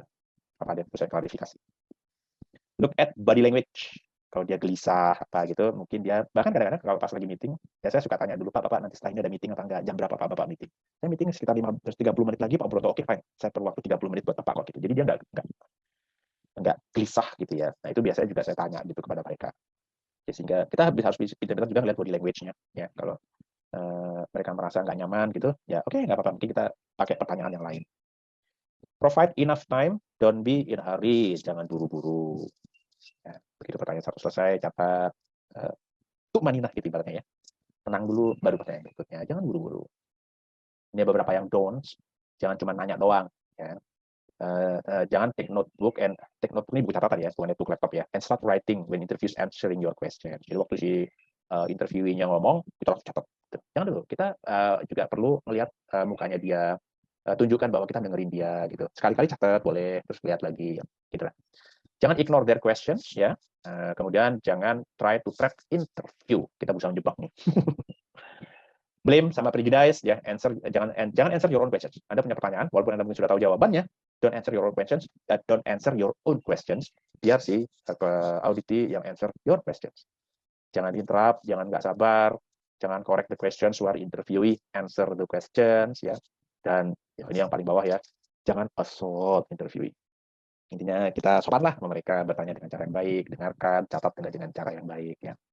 It's a skill. Skill itu dibangun. Dibangun itu dari pengalaman. Oke. Ini beberapa contoh questions. Biasanya 3. Di awal pertanyaan biasanya open questions ya. Lalu nanti di tengah setelah kita open questions mereka akan jawab tuh. Ada beberapa poin yang mau kita probe ya. Kita bisa pakai probing questions. Nah, setelah kita pakai probing questions, ada beberapa yang mau kita clarify lagi, kita pakai semacam kayak closed questions. Closed questions itu jawabnya yes or no. 1, 2, 3, 7, di atas, di bawah, panas, dingin. Nah, itu pertanyaan closed questions. Ya, pertanyaan closed question jawabannya kayak gitu tadi. Itu contoh-contohnya. Ya, misalkan open questions. Can you share with me what do you do to make sure your team works safely? Pertanyaan open. Atau pertanyaan yang lainnya, how do you ensure that all recommendations were followed up? Ya, rekomendasi misalkan dari investigasi insiden. Gitu. Where do you think the most hazardous areas in your plant? Gitu. Oke, nah terus ada probing question. Setelah Anda tanya yang atas tadi, dia kan ngomong tuh, ya kemudian Anda pengen pendalam. When did you conduct safety observation recently? Saya biasanya suka tanya gitu. Ini kalau top management nih, saya suka tanya gitu. Kapan Anda terakhir melakukan observasi ke lapangan? Kalau dia jawabnya mikir, itu biasanya ada isu, dia nggak pernah ke lapangan. Mikir, gitu ya, ambil bodinya agak mundur, gitu, kepalanya agak menerang ke atas. Kayaknya 3 bulan lalu, Pak Broto. Nah, gitu dah. Oke, Bapak masih ingat nggak? Biasanya saya suka tanya lagi, Bapak masih ingat nggak gitu? Bapak berkunjungnya kemana? Terus temuannya apa sih Pak? Bisa ceritakan ke saya nggak? Terus bagaimana Bapak meng-close itu? Saya suka kejar gitu biasanya. Ya. Nah, terus ada close question, kita juga perlu clarify. Is there work permit untuk H2SO4 tank cleaning? Oh, ada. Nah, kalau ada, show me. Gitu kan, kalau tadi Rudyard Kipling kan jadi gitu kan. Show me. Oke. Nih, jadi intinya gini, waktu kita bertanya pertama kali, kita pakai open questions ya. Nanti dari open question itu ada cerita ya, ada cerita dari si interviewee. Nanti dari situ kita pengen klarifikasi beberapa statementnya dia, kita dengan probing questions, dan kemudian nanti kalau kita pengen memfirmkan lagi, kita kadang-kadang perlu pakai close question. Right? Nah, pertanyaan-pertanyaan ini itu kita develop sebelum kita ke lapangan. Setelah kita review dokumen ya dan sebagainya. Ini beberapa esensial karakteristik dari seorang good auditor ya. Passion, persistent, nggak nyerah lah ya, persistent, kejar terus sampai dengan cara yang baik tentunya ya, gitu, sampai mereka tuh nggak bisa bertanya lagi, nggak bisa, ibaratnya kayak ya, apalagi kalau misalnya jawabannya itu kayak ngarang gitu ya, itu kalau kita persistent, itu kan bisa tahu kita, wah ini nggak benar nih, gitu. Tapi kalau dia bisa menjelaskannya ada dokumennya, jadi kita bikin work permit-nya itu begini, bla bla bla bla bla, membuat kita satisfied, oke, that's fine. Good listener, ya, demonstrate fairness, ya kita harus fair. Tactful, taktis ya. Jangan sampai kita di drive sama mereka ya. Kadang-kadang mereka tuh suka menjawab agak ngalor ngidul, makanya kita perlu stop, Pak. Tolong bisa jelaskan yang ini tadi pertanyaan saya gini. Assertive ya, dan kemudian rules abiding. Itu yang penting ya. Kalau useful itu yang bisa menambah nilai tambah. Karakteristik yang bisa menambahkan nilai tambah, dia harus punya kemampuan tim manajemen yang baik, punctual, on time. Punya persiapan yang baik ya. Kemudian dia seorang komunikator yang baik. Kemudian soal komunikator ini bisa diimprove ya Bapak Ibu. Kadang-kadang ada orang yang dia introvert misalnya gitu awalnya, tapi kalau dia diimprove dengan training ya, diimprove dengan ikut berbagai macam audit, dengan berbagai macam aktivitas yang bisa mengimprove komunikasi skillnya, dia bisa improve. Reporting skill dia juga. Kadang-kadang kalau sebagai seorang yang baru bikin report audit gimana sih, kita nggak tahu. Dan terus nanti pas kita ikut audit ya, kita nanti kan diajak untuk bikin report, bahkan kadang-kadang tim auditornya gitu ya, itu suka ngasih kayak template atau suka ngasih kayak contoh audit sebelumnya nih, contoh audit sebelumnya, coba kamu baca, kamu bisa nulis berbagai macam yang kamu temukan itu, lihat dari sini gitu misalkan kayak gitu. Itu lama-lama Pak Bu ya, skill sebagai auditor untuk membuat report ya itu akan improve. Apalagi kalau Anda sudah sering melakukan audit, biasanya kebayang gitu, misalkan aspeknya tentang work permit, kalau aspeknya tentang investigasi insiden itu yang mau Anda tulis itu udah kebayang gitu loh. Ya. Kemudian tim player, ya, kerjasama sama tim ya. Kemudian harus pandai melihat yang tidak terlihat, yes, gitu kan. Seeing the unseen. Ini beberapa irrelevant sama karakteristik yang tidak diharapkan ada pada seorang auditor. Argumentatif, ya. Maksudnya argumentatif ngeyel, gitu. Tapi kalau misalkan dia argumentatif based on fakta, ya itu nggak salah sih sebetulnya. Tapi argumentatif di sini maksudnya adalah ngeyel. Tapi sebenarnya nggak ada faktanya gitu. Lack of energy, mukanya nggak kelihatan kayak mukanya kelihatan lemes gitu ya. Terus ya pokoknya lack of energy lah. Dishonest, appears uninterested ya. Dan seorang auditor itu jangan terlalu banyak ngomong, talkative ya. Tapi dia harus banyak listening. Jangan talkative. Jangan terlalu memberikan pendapat ya. Nah, ini itu full of opinions itu juga kadang-kadang subjektif ya. accept things at face value. Aduh, saya lupa niatnya apa nih. Oke, dan arogan, ya, itu nggak boleh arogan. Ini beberapa irrelevant sama unwanted characteristics dari seorang auditor terkait dengan energi, ya, interested apa nggak interested, sikap-sikap inilah tadi ya, yang saya sebutkan di atas tadi juga ini. Kita harus punya frame of mind yang baik ya pada saat kita mau melakukan audit. Jangan we are there to find problem, gitu. Tapi lebih baik misalnya we are there to help the site improve, gitu kan? Terus jangan they will hide things from us, udah dulu gitu. Judgmental gitu ya. We must be suspicious.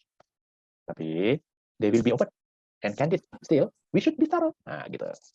Itu state of mind kita yang harus kita bangun. Findings can be based on my opinion. Wah, si auditor bilang gitu. Nggak boleh gitu ya. After all, that's why they are paying me. Nah, oke, nggak boleh gitu. Tapi intinya adalah state of mind-nya harusnya my finding should be defensible based on specific requirement. Ya, dan sebagainya. Ya, ini ada beberapa state of mind yang baik ya, yang warna biru. We are secretive with the findings until the closing conference. Jadi ada temuan di lapangan, kita nggak kasih tahu sampai nanti pas closing kayak wah gitu ya. Jangan. Kasih tahu aja di lapangan dulu, Pak. Ini tuh begini, menurut Bapak gini, diskusi sama mereka. We communicate openly and freely throughout the outside process. Sehingga waktu kita closing itu kita utarakan, mereka nggak kaget lagi. We leave nothing behind. Ya, begitu udah selesai audit, kita nggak ninggalin apa-apa gitu. Draft report in 2 weeks is good enough. Ya, tapi intinya pada saat kita habis melakukan audit, at least ada closing lah. Ada closing ya. Nah, pada saat closing itu kan biasanya kadang-kadang kita pakai slides kan. Nah, slides itu kita kasih ke mereka dalam bentuk PDF. Nah, slides itu biasanya kalau di closing itu ada beberapa highlight ya terkait dengan temuan yang non compliance, dan kemudian ada highlights tentang best practice. Best practice dulu biasanya, baru yang kedua adalah temuan ya. Nah, yang ketiga itu adalah quick win biasanya. Highlights dari temuan, quick win-nya itu apa gitu. Low hanging fruits lah ya. Apa yang bisa dilakukan cepat dan hasilnya bisa didapat cepat pada klien, oleh si klien. Itu biasanya kita kasih rekomendasinya sama highlight rekomendasi secara umum. It's okay if there are new findings in reports that were not discussed while the team was on site. Gitu. Jangan sampai ada satu hal yang besar yang kita nggak sampaikan pada saat closing, tapi kita tulis di report. Ya, intinya harus di-sharing. Oke, dan sebagainya. Right?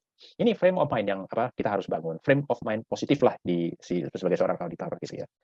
Jangan mentang-mentang auditor gitu ya. Kadang-kadang kan banyak ya klien tuh kedatangan seorang auditor tuh mereka sopan banget sama auditornya karena pengen kalau bisa tuh nggak ada temuan gitu kan. Sehingga kadang-kadang mohon maaf sekali ya, auditor tuh punya behaviornya yang agak hey you need me gitu loh. You have to serve me. Nah, gitulah kayak gitu. Nggak boleh.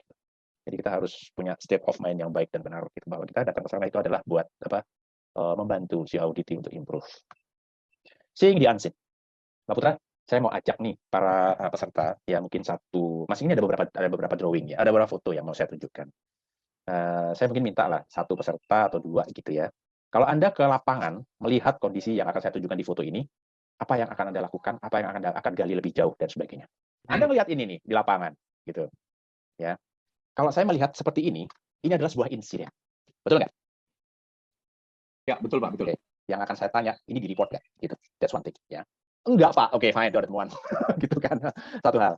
Terus saya bertanya biasanya itu, saya akan melihat kondisi body forklift ya.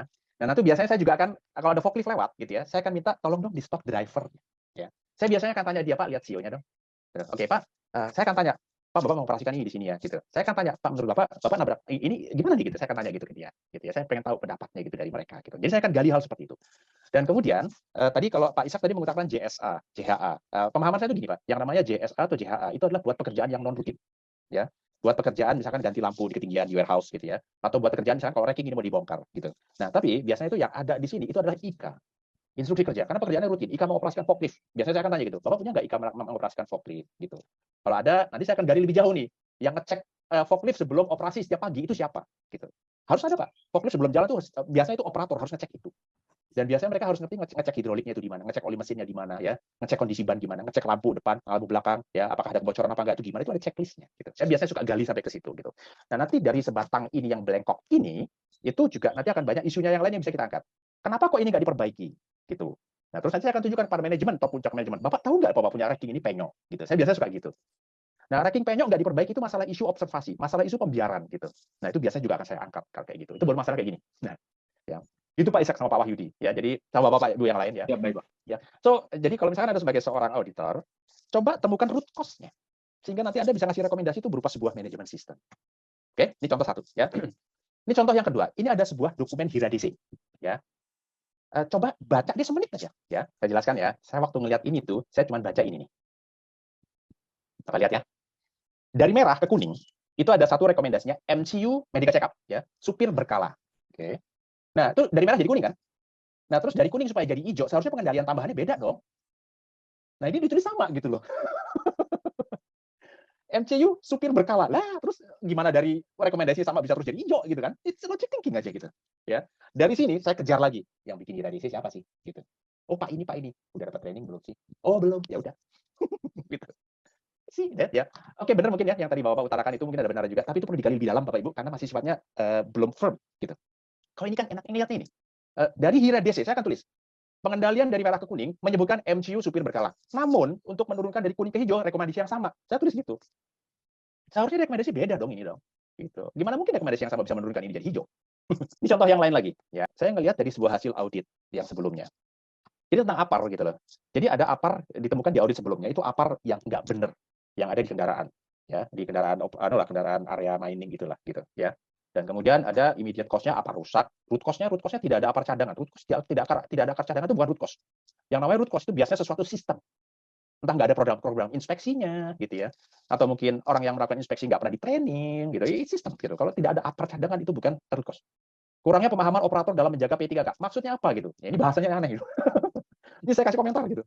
Ini maksudnya apa Pak? Kurangnya pemahaman. Apa sih kurang pemahaman? Apa yang kurang paham gitu loh. Ya, not specific gitu. Nah, terus di corrective action-nya ya, menyediakan APAR. Oke, so what? Menyediakan APAR doang gitu. Sama menyediakan P3. Preventive action-nya ini. Nah, ini temuan dari tanggal bulan 2018. Kemudian waktu saya melakukan assessment ini berapa bulan kemudian masih ditemukan seperti ini. Gitu. So ini juga ada isu nih. Bagaimana Anda melihat audit ini fungsinya untuk menutup keju yang bolong itu tadi gitu. Dan akhirnya saya coba gali lebih jauh. Ini lihatin Pak, dia putus. Nozzle-nya udah kayak gini. Pressure-nya 0, dicabutnya susah. Ini di sebuah kendaraan. Gitu. Ada rekomendasi sebelumnya, kayak begini, oke. Ternyata rekomendasi sebelumnya juga perlu dipertajam. Tapi sudah ada temuan. Nah, ini kok masih ada lagi temuan yang sama. Ya, itu juga jadi sebuah isu. Ya. Gitu. Ini isunya bisa macam-macam. Bisa observasi ke lapangan. Kalau observasi ke lapangan, apa sih yang Anda lihat gitu loh. Terus checklist kendaraan, ada checklistnya. Nah, pas checklist kendaraan ini driver waktu ngecek itu ngeceknya gimana sih gitu. Ya, ini beberapa teman-teman. So, dalam ya Bapak Ibu. So, bukan cuma sekedar ganti apa. Kenapa kok ini bisa kejadian kayak begini gitu. So, Anda akan bisa menemukan yang root cause-nya kalau gitu nanti. Kalau ini gampang lah ya. Ya. Ini di Thailand Bapak Ibu.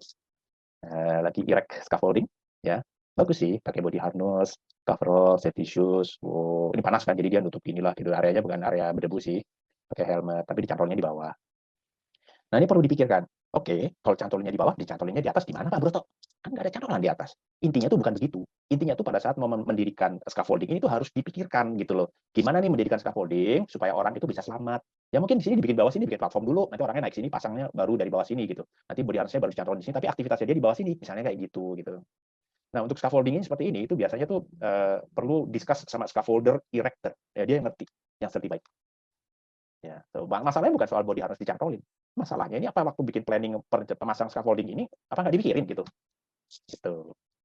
Nah, berarti ujung-ujungnya waktu saya ngeliat ini, yang saya pengen cek adalah JSA-nya gimana sih? Satu lagi. Oke, yuk ini boleh deh ini discuss ya. Ini ada sebuah forklift parkir ya. Ini produknya saya tutup ya biar nggak kelihatan. Ini ada tumpukan produk di sini. Ini ada tumpukan palet ya. Ini ada forklift parkir. Ini drivernya, operatornya itu baru jalan Pak di sini ya. Ya, belum jauh gitu. Dia makan siang. Nah, saya lagi jalan berdua sama ya apa yang license-nya dari pabrik itu. Saya ngeliat ini, saya foto. Terus saya ngomong sama si license-nya. Mas, itu emang tempat parkir forklift? Saya langsung tanya gitu. Wah, dia kayak kebakaran jenggot. Gitu. Drivernya langsung dipanggil. Bukan saya yang manggil gitu. Saya cuma ngomong dikit ya ping gitu. Dia udah gitu kayak kebakaran jenggot, driver dipanggil. Operatornya. Tuh datanglah gitu. Saya perkenalkan dia, apa kabar Mas? Saya protek, Mas, ya operator forklift itu ya gitu. Iya Pak gitu. Emang boleh parkir forklift di situ gitu. Saya tanya gitu ya. Oh, dia langsung kayak belingsatan mau mindahin forklift. Taruh Mas, sebentar gitu saya bilang gitu. Saya jalan bareng sama dia ke situ ya. Jadi saya nggak cuma sekedar minta pindahin ke tempat yang benar. Saya lihat forkliftnya. Belakangnya ada penyok-penyok enggak, ada baret-baret enggak. Kalau pantat forklift ada baretnya, itu ada insiden. Ya, saya akan gali lebih jauh lagi nanti dari situ. Ada reportnya enggak. Mas tahu nggak ini insiden? Oke, dia baru ternyata bukan. Terus saya suka tanya, Mas, sebelum Anda mengoperasikan forklift ini, Anda kalau pagi ngecek forklift ini enggak gitu? Ngecek Pak gitu. Dengan PD-nya gitu ya, dia bilang gitu. Ada checklistnya ya Mas? Ada checklistnya enggak gitu saya tanya. Ada Pak di ruang sana gitu dia bilang. Oke, Mas, kalau yang Mas cek kan pasti kayak oli apa dan sebagainya gitu ya. Boleh dong tunjukin ke saya kalau Anda ngecek oli mesinnya gimana? Bingung dia. Bingung dia, Mas. Buka tempat duduk forklift aja bingung gitu. Kayak bergaya pengen ngecek tapi bingung. Gitu. Ya, oke, Mas, berarti nggak tahu ya. Oke, fine. Oke, ya itulah temuan gitu. Ya, saya nggak konfront dia lebih jauh. Oke, Mas, tolong ya next time kalau diparkirlah di sana walaupun jam makan siang kan cuma parkir sebentar ini. Oke, siapa? Dia parkir gitu. Udah, itu ada beberapa catatan yang saya temukan di situ.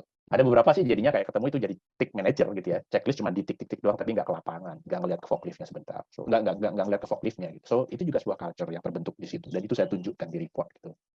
Gitu. Itu Pak beberapa contohnya ya. Jadi kalau misalkan kita melihat ada sebuah non compliance, coba kita gali lebih dalam deh gitu. Kayak melihat seeing the unseen gitu yang tadi saya utarakan ya. Jadi bukan cuma sekedar oke, oh ini forklift parkir sembarangan. Oke. Itu betul ya. Tapi kita bisa gali lagi lebih jauh dari situ. Bahkan sampai saya cek, Pak, boleh lihat CEO-nya dong. Biasanya tuh Pak ya, forklift driver tuh ngomong gini, CEO-nya ketinggalan di rumah, Pak. Ada yang suka gitu. Atau CEO-nya di kantor, Pak. Gitu. Itu mah alasan mana aja Pak nggak punya CEO gitu. Selalu gitu forklift driver tuh begitu. CEO tuh kayak SIM dikantongin. Sehingga kalau ada audit, ini loh Pak, bisa. Gitu ada. Begitu saya cek ke office ya, saya lupa ya waktu saya cek ke office CEO-nya gimana gitu, saya lupa deh. Nggak lama sih soalnya. Gali, gali, gali. Anda akan dapat informasi yang banyak. Nanti pada saat itu Anda bisa bikin rekomendasi yang pas gitu. Mungkin ada temuan yang lain yang berbeda, tapi sifatnya sama terjadi kayak negligence. Biasanya itu saya suka tulis menerima deviasi. Ada kultur di tempat Anda menerima deviasi. Gitu. Saya biasanya suka nulis gitu dengan foto-fotonya kayak gitu, Pak. Nanti rekomendasinya saya kasih tahu. Gitu. Nah, kemudian communicating finding ya, ini waktu saya melakukan assessment ya di sebuah pabrik. Bisa Anda mengkomunikasinya pada saat observe di lapangan. Ada temuan di lapangan. Ya, ini saya lupa temuannya. Oh, ini tempat penyimpanan oli, ya. Kehujanan, basah. Saya kasih tahu. Ini hati-hati Pak, ini oli itu musuhnya air. Ini oli kalau masuk ke dalam mesin mobil, motor atau truk gitu ya. Truk, bukan motor. Truk itu di sini. Mesin truk bisa jebol. Ya, nah kalau mesin truk jebol, nanti pada saat turun dia nggak bisa kayak mengerem dengan baik dari ngerem mesinnya gitu ya. Kan ngerem ada dua macam kan, ngerem pakai pedal rem, ada ngerem pakai mesin tapi pakai gigi yang agak rendah.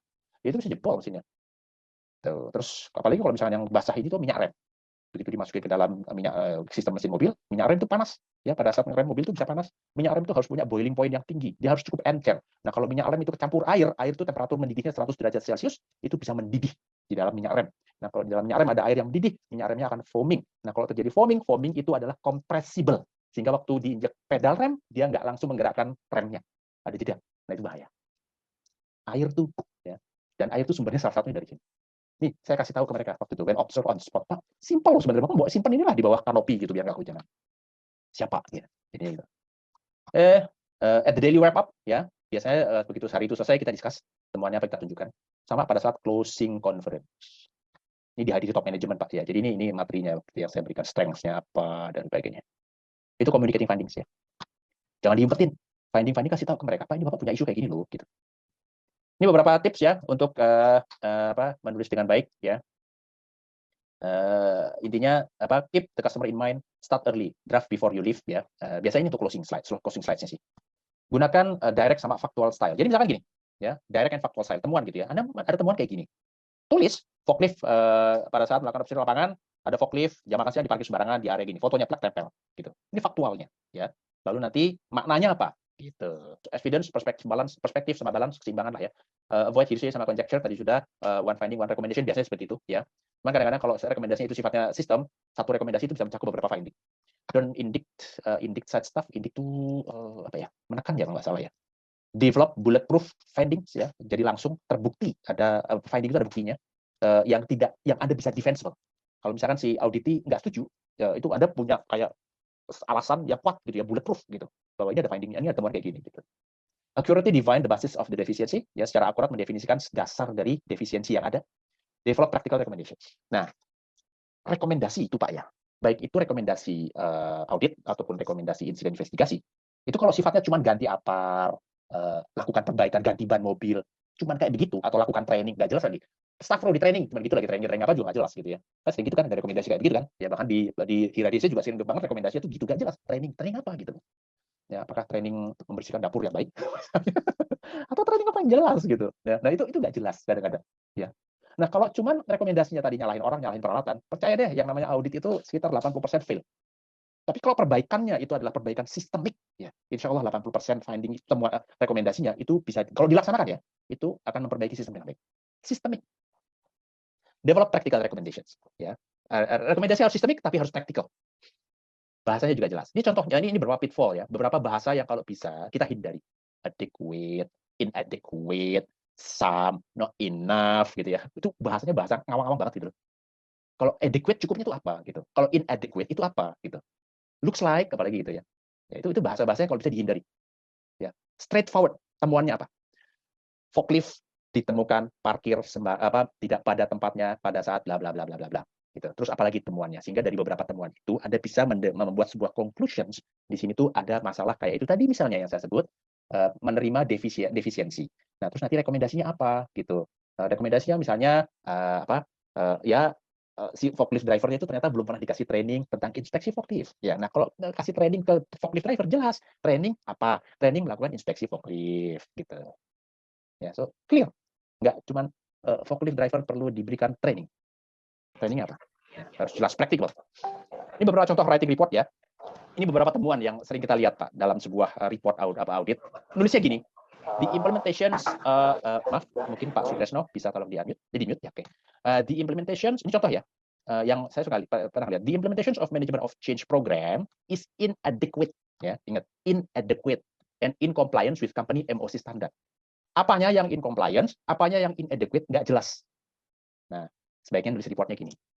Management of change for pressure safety valve repair. Ya, ini kan cuma disebut implementation management of change gimana nih gitu loh. Oh, ternyata waktu kita observasi di lapangan, ada pressure safety valve yang lagi di repair, lagi dimatikan atau lagi dilepas, tapi ada management of change-nya, yang itu tanggal sekian dengan block order-nya tanggal sekian, tidak dilakukan hazard analysis. Clear gitu loh. Kita bisa ngomong implementation of management of change program inadequate itu apa gitu. Ya, ternyata inadequate-nya adalah nggak ada hazard analysis. Itu yang kita tulis seperti itu gitu. Jangan inadequate ngawang-ngawang gini, orang nebak-nebak apa nih gitu. Pressure safety valve is a critical equipment and the company management of change procedure nomor sekian, chapter 63 menyatakan bahwa kalau ada management of change untuk critical equipment itu harus ada formal hazard analysisnya. Berarti di sini ada pelanggaran peraturan. Gitu. Jelas ya Bapak Ibu ya. Jelas nulisnya, nggak cuma di awang-awang kayak begini yang warna biru nih. Nah, terus rekomendasinya kayak begini. Nah, ternyata setelah kita interview dan sebagainya, belum ada formal training tentang management of change sama hazard analysis untuk manajer. Berarti provide formal training mengenai management of change dan juga provide formal training mengenai hazard analysis untuk manajer sama supervisor sesuai dengan prosedur MOC nomor sekian. Terus implementasikan prosedur MOC secara konsisten, ya. Lakukan review secara reguler tentang implementasi MOC bla bla bla bla bla. Ya, kemudian salah satu mungkin yang perlu ini cuma sekedar saran yang terakhir ini. Mungkin site perlu membangun semacam kayak task force, subkomite yang mengawasi implementasi MOC gitu. Ya, nah, ini beberapa rekomendasinya yang bisa ditulis. Bahasanya itu clear Bapak Ibu. Sebut nomor prosedurnya Bapak berapa ya, sebut temuannya apa masalahnya sehingga manajemen of change ini dianggap inadequate itu karena apa. Contoh lagi tentang investigasi insiden. Incident investigation for capsized structure cabling were conducted by safety personnel. Ya. Nah, terus saya tulis lagi ini investigation capsized truck yang mana gitu loh, tanggal berapa ya. Tulisnya jelas. Nah, terus company investigation prosedur nomor sekian bla bla bla bla bla mewajibkan bahwa yang memimpin itu seharusnya line manager, bukan orang safety. Nah, ini juga ada isu di sini. Ini rekomendasinya ya, agak panjang ya, tapi intinya rekomendasinya adalah doable gitu loh. Ya, ini slide terakhir ya, a good listener, seorang auditor. A good listener is not someone with nothing to say. Ya, good listener itu bukan cuma diem aja gitu. A good listener is a good talker, seorang pembicara yang baik with a sore throat. Ya, kurang lebih seperti itulah. Oke, terima kasih Pak Broto. Paparannya luar biasa. Oke, kita buka tanya jawab ya Pak Broto, izin. Ada beberapa yang ngechat, mungkin saya bacakan dulu yang ngechat. Ini ada pertanyaan dari Pak Iwan Suwana. Pertanyaannya, apakah bolehkah seorang auditor memberikan saran Pak Broto? Oke, ya boleh. Oke, Pak Iwan mudah-mudahan kejawab ya. Kemudian yang berikutnya Pak, dari Pak Josari Hutagalung. Siap. Apakah observer diperbolehkan untuk isu finding atau isu temuan? Observer, oke, bahasanya observer gitu ya. Kesannya tuh cuma mengobserve ya. Tapi enggak. Kalau misalkan kalau saya sebagai team leader, saya juga akan memberi tugas kepada observer. Dan bukan cuma mengobserve di lapangan, tapi saya juga akan memberi tugas kepada dia. Biasanya sih hari pertama tuh saya minta dia nempel dulu sama saya atau dia nempel dulu sama si auditor yang lain. Nanti hari kedua saya minta dia yang lead tapi didampingi. Gitu. Ya, biasanya begitu. Itu satu. Terus nanti pas bikin report, ya saya juga menagih dia gitu.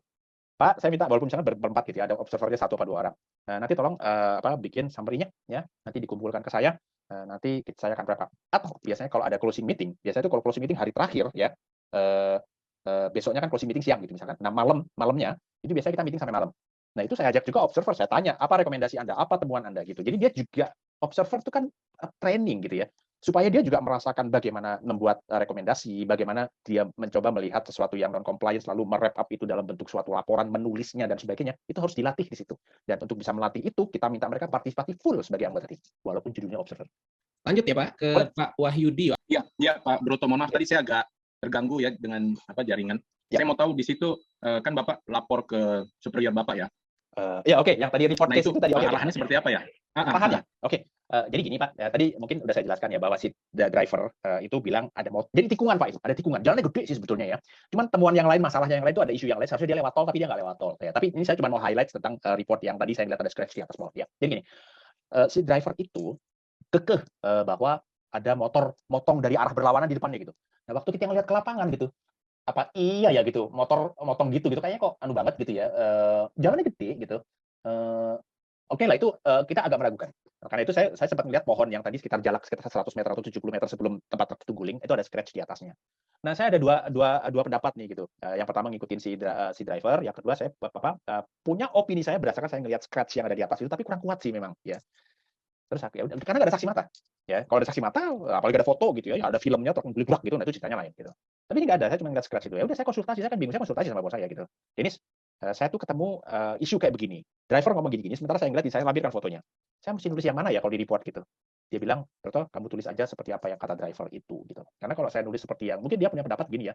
Karena kalau saya nulis seperti yang pendapat saya yang scratch itu tadi, saya ngambil kesimpulan bahwa dia ngantuk gitu. Padahal itu kayaknya sih juga belum kuat gitu ya. Scratchnya itu pun juga masih dugaan saya berasal dari truk itu gitu. Jangan-jangan sebelumnya ada truk yang lain yang parkir di situ misalnya kayak gitu ya. Akhirnya bos saya bilang, Broto, kamu tulis aja seperti apa yang driver ucapkan gitu. Oke, fine. Akhirnya saya tulis seperti yang driver ucapkan, ada motor dari depan yang weng gitu lah. Oke, gitu. Gitu, Pak. Oke, mudah-mudahan Pak Wahyudi. Yap, sama-sama. Oke, kita lanjut ke Pak Muhammad Wahyudin. Sepertinya Pak Muhammad Wahyudin masih ada. Mungkin bisa langsung di-unmute dan langsung bertanya Pak Muhammad Wahyudin. Oke, saya coba baca ini ya. Apa perbedaan paling mendasar ketika melakukan audit C dan melakukan audit internal general corporate? Itu pertanyaan pertama, Pak. Kemudian yang kedua, bagaimana melakukan audit yang tidak dapat dilakukan secara langsung atau secara online gitu ya, Pak ya? Auditnya dilakukan secara online. Baik, ini Pak. Kalau audit C itu tentu audit terkait HSE ya, begitu kan? Ya, pasti jelas gitu kan.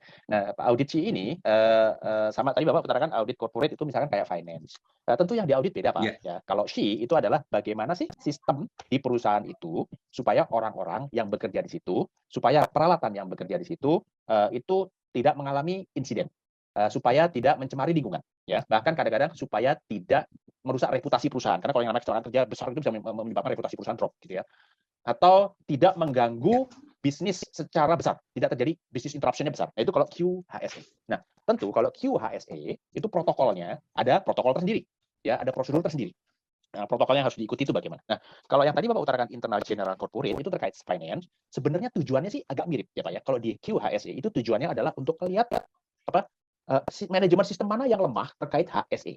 Nah, kalau di finance atau mungkin di human capital atau mungkin yang lainnya lagi, misalnya di finance lah.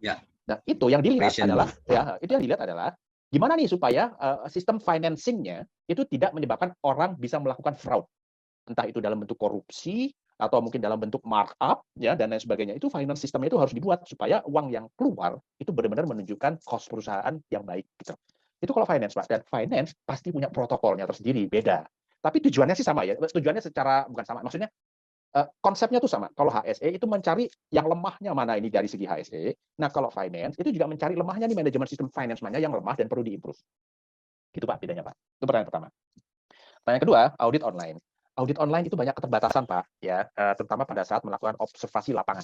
Ya, saya pernah melakukan itu dan nggak nyaman kalau buat saya ya. Karena kalau saya ke lapangan, saya kan bisa ngelihat mata saya itu 360 derajat. Saya nengok ke kanan sedikit itu bisa ngelihat yang di belakang, gitu kan? Ya. Nah begitu saya nengok ke belakang ada sesuatu yang mau saya fokus ke situ, saya bisa nyamperin itu, gitu. Nah tapi saya pernah melakukan audit secara online karena waktu itu lagi COVID dan kliennya minta auditnya diterusin dan agree mereka nggak masalah dilakukan secara online karena kalau saya harus ke site itu harus ada karantinanya 2 minggu.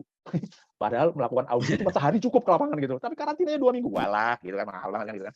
Akhirnya kita agree melakukannya online. Akhirnya gimana? Kita pakai Zoom. Ya, Pak, oke keliling lapangan, dia pakai Zoom keliling. Ya, cuman pandangan saya kan terbatas.